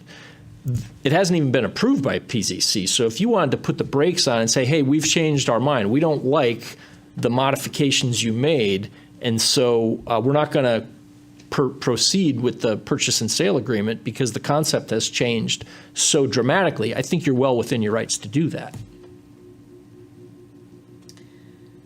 Okay. So, I mean, I agree. I think the recommendation is to move the process forward.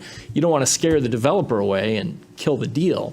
No, but I want a point made to the developer that some or all of us do not. Okay, well, I think they heard you loud and clear. I think they heard us. Ken, they start their meetings on Wednesday, and they heard us loud and clear. There is a lot of moving pieces to this, and we just can't pull a plug right now on this. Councilman Mangini made a fair point. So I hate saying that, but she did. So This is on record.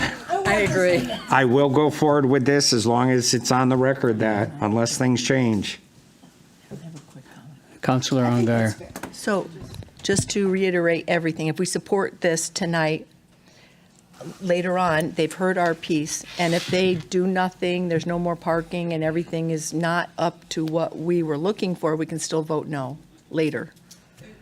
There's going to be plenty of time for you to look at other pieces. I just want to reiterate one thing. To answer Councilor Mangini's question, the deadline is May 3rd for the application. But second, you don't like what you saw. We understand that. But also understand that they complied with your zoning regulations in terms of designing their project, in terms of density, design, parking requirements, and everything else. To me, that might be the larger issue that you as a policymaking board need to direct attention to, because the zoning regulation rewrite is coming up in the next couple of months. So for things like this that you see as obstacles to the vision of what we believe we want in these vibrant neighborhoods in any part of town, that's the direction that I think you need to put some of your efforts toward, so that this hand over here knows what this hand wants. Because right now, the zoning regulations, they did what they were told to do. TD5, they met every single one, including parking. We may not like it, but the fact of the matter is that they did not come here with something that they just construed out of oblivion. They read your zoning regulations and they complied. That's a larger issue that I think you should spend some time talking about. Even if you were to vote on May 1st at your next council meeting, which is going to have a lot of items on your agenda as well as budget considerations. I think that sends a very chilling message to a developer who is looking to invest millions. So if you feel like you're closer to a leap of faith based on what we've all talked about tonight, I would encourage you to do so, because they've already come a very long way on this road for this particular application. And I don't think it's a good look if they hear tomorrow that this fell apart tonight. Okay, thank you. No, Matt, you're good, right? Matt? Yes. Okay, all right, very good. Okay, Sheila, roll call. Oh, okay. So, no, I just want to say, actually, a fantastic explanation. I mean, I think, no, I'm not trying to, I think, but it's true. I want to support the project. I mean, I want to, and I think everyone here does. So some of the, but we have to do our job, and maybe it comes across tough sometimes, but your explanation is exactly what I think I needed to hear. I agree. I don't want to just put more apartments. There's got to be some businesses, and I agree with you, the parking is a larger issue. So again, I just want to say again, I appreciate you actually listening to the debate and actually answering some of the debate. I appreciate that.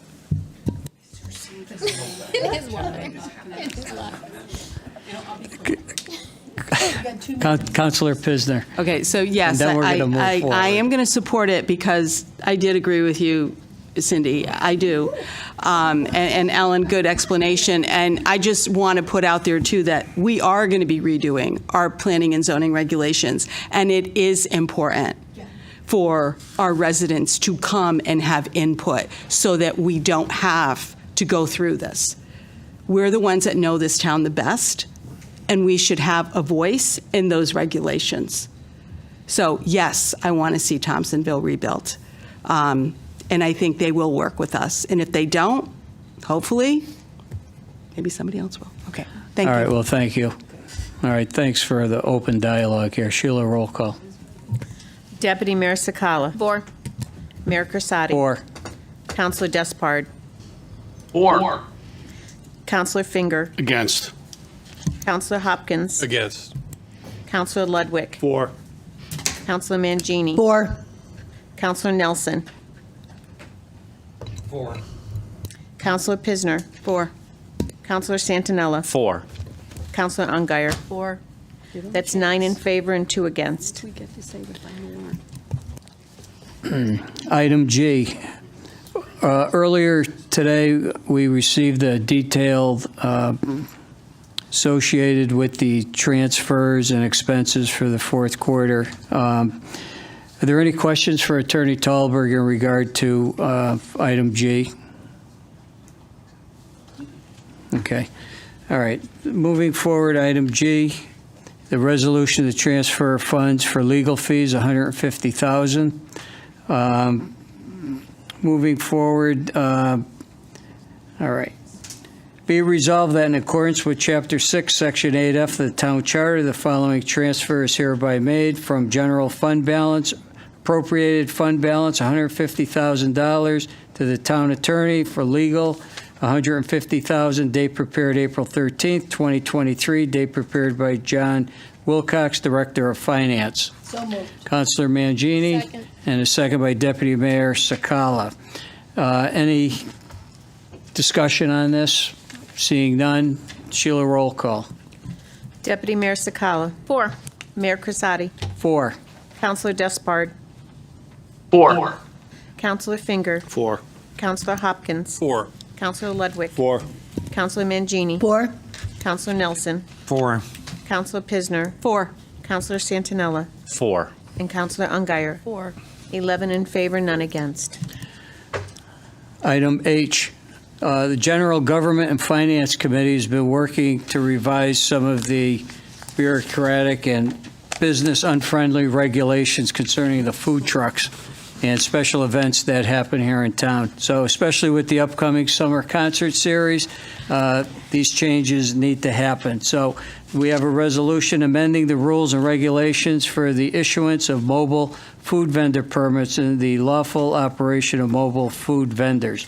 Whereas on December 19, 2016, the Enfield Town Council passed resolution number 3945, adopting rules and regulations in accordance with Town Code Section 58-35, mobile food vendors. And whereas on June 5th, 2017, the Enfield Town Council passed Resolution 4181, rescinding and replacing the regulations, and whereas the Town Council wishes to clarify, among other things, the permitted locations of mobile food vendors. Now therefore be resolved by the Enfield Town Council that the aforementioned existing regulations are hereby rescinded and replaced with the attached regulations as reviewed by the General Government and Finance Committee with a positive recommendation to the Town Council, prepared by Sheila Bailey, the Town Clerk, and reviewed by Ellen Zapusasu, April 17th, 2023. So moved. Councilor Nelson and Deputy Mayor,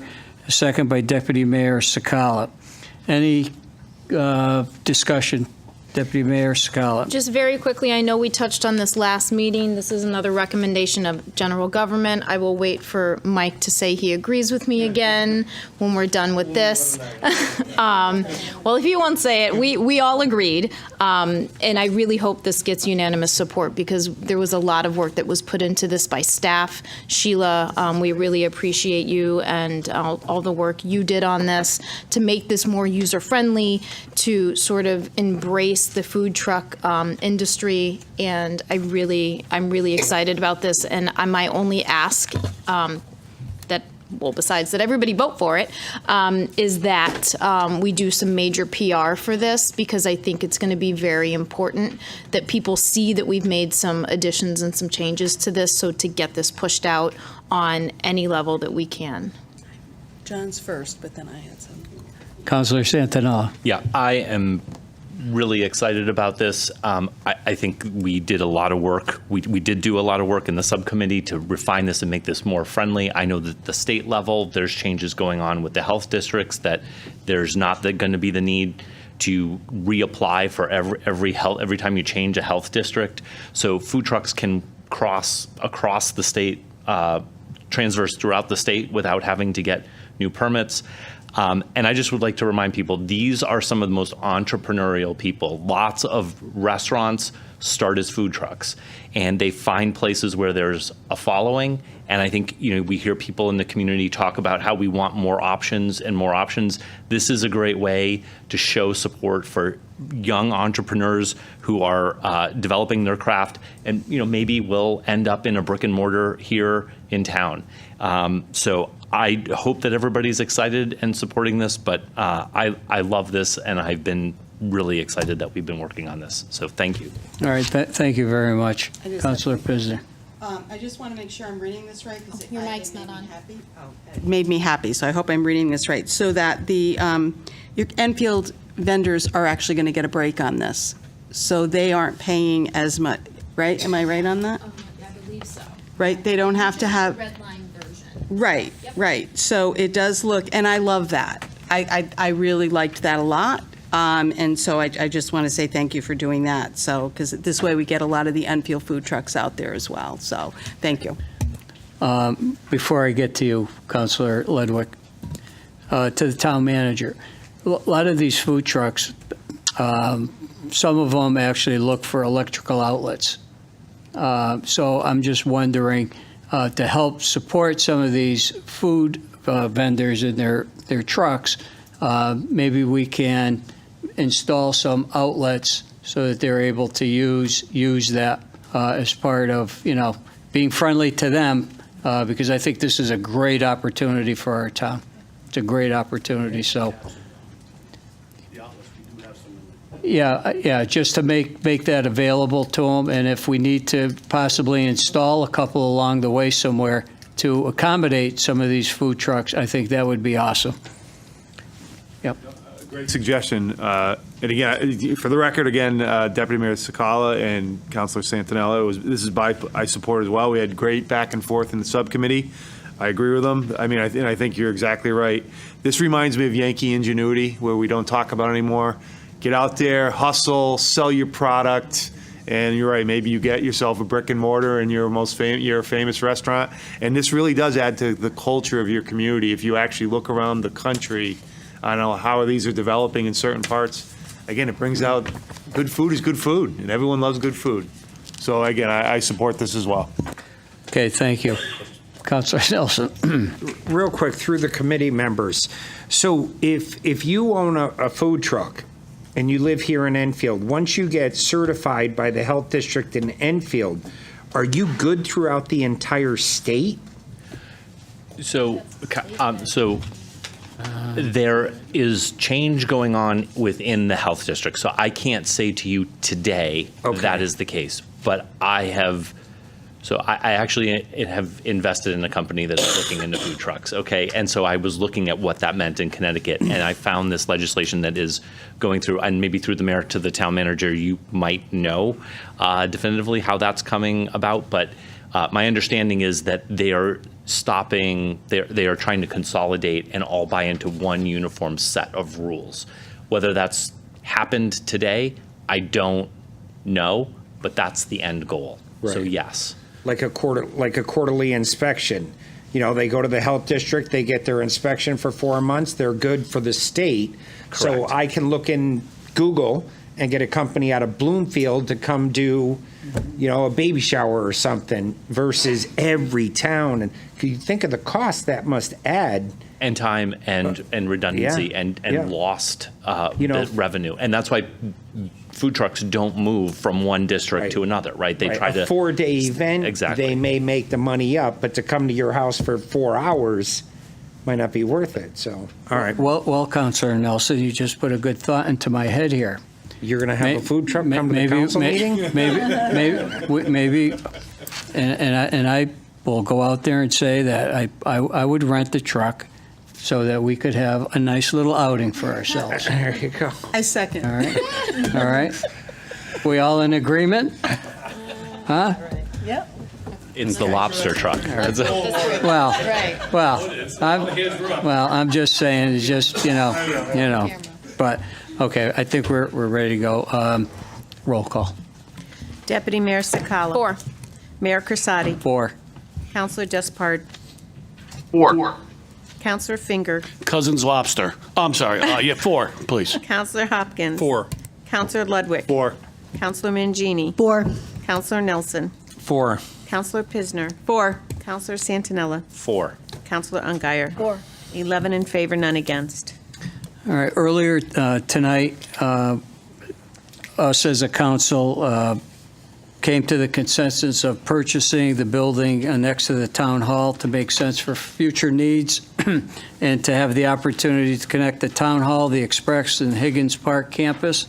At this point, we're going to use the money from the town savings account for this purchase and anticipate allocating ARPA funds to attach bathroom structure in the future. So our last resolution of the evening is to transfer funds for 810 Enfield Street, $400,000, and authorize the town manager to sign a purchase and sale agreement for the property.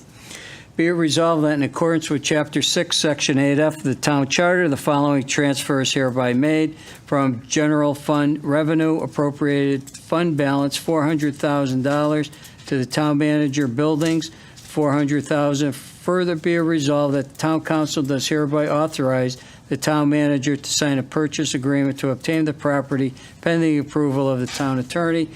Date prepared April 13, 2023. Date prepared by John A. Wilcox, Director of Finance. So moved. Councilor Mangini, and second by Councilor Nelson. And I'm going to bring it to town manager. This one also requires a Section 8-24 referral, so if you could ask someone to make that motion.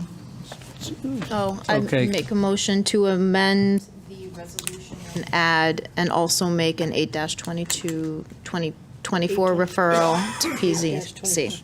Okay, so moved. I second that And a motion. second by Councilor Nelson. Okay, so we need a vote on the amendment by raise of hands.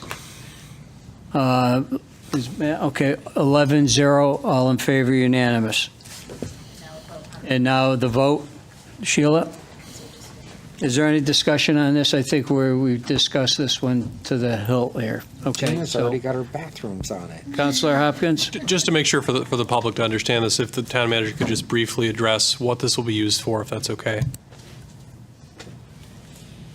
I'm going to defer to the assistant town manager who's been kind of spearheading this. Actually, just this morning, I spoke to the probate judge, Caroline McCaffrey. That's who it is, yep. And what our plan is that it would be more conducive for the probate court to move in that building, and that would give us a chance to expand the upper level, top floor with planning, because they are jam-packed in there right now. It'll help for elderly people. They'll have a conference room there. A myriad of reasons why they would want to move there, because it'll be a standalone building. People could just drive right up. They don't have to have meetings in the hallways with sensitive probate issues that have been occurring. I think they're excited if we do proceed, and she will work with the state in transferring their address and whatnot. But I just hang tight until see what happens tonight.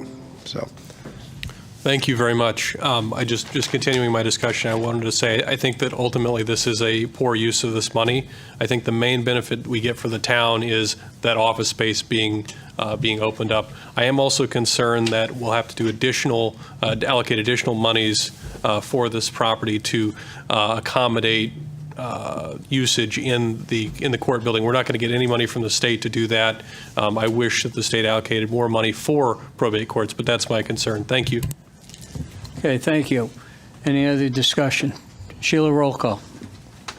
Deputy Mayor Sakala. 4. Mayor Crisati. 4. Councilor Despard. 4. Councilor Finger. 4. Councilor Hopkins. Against. Councilor Ludwig. 4. Councilor Mangini. 4. Councilor Nelson. 4. Councilor Pisner. 4. Councilor Santinella. 4. And Councilor Ungary. 4. That's 10 in favor, 1 against. Okay, thank you. Any other business? I just have one quick thing Okay, to say. one quick, yeah. I just want to quickly say that I am the liaison for Commission on Aging, and the Senior Minor Repair Program is up and running again. These gentlemen do a terrific job. It doesn't cost anything. You can just do a donation. They do all kinds of simple tasks, air conditioners, faucets, stairway, whatever. So if we do have a senior out there who needs assistance, give the social services a call. They're the ones that set it up, and it's 860 253, excuse me, 6396. And again, great program, and really helps out a lot of our seniors. All right, thanks for mentioning that. I think tomorrow I'm going to give them a quick visit tomorrow when they're over there, and I'm going to say hello to the team of workers there. So thanks for bringing that up. Are there any public communications? Declare public communications over. Any further councilor communications? Councilor Finger. I forgot this. I had a complaint from Willstar Circle that all the road grindings are going up into people's lawns. Willstar Circle, like all the grindings from the road. And when they're trying to rake their lawn and get the leaves and the grass and all this stuff, they're getting a lot of the pavement on the edges of their property. If you can have somebody look into that. Thank you so much. Okay, thank you. Do I have a motion to adjourn? Second. Councilor Ungary, and second by Councilor Mangini. All in favor? Unanimous. Thank you, and have a good evening.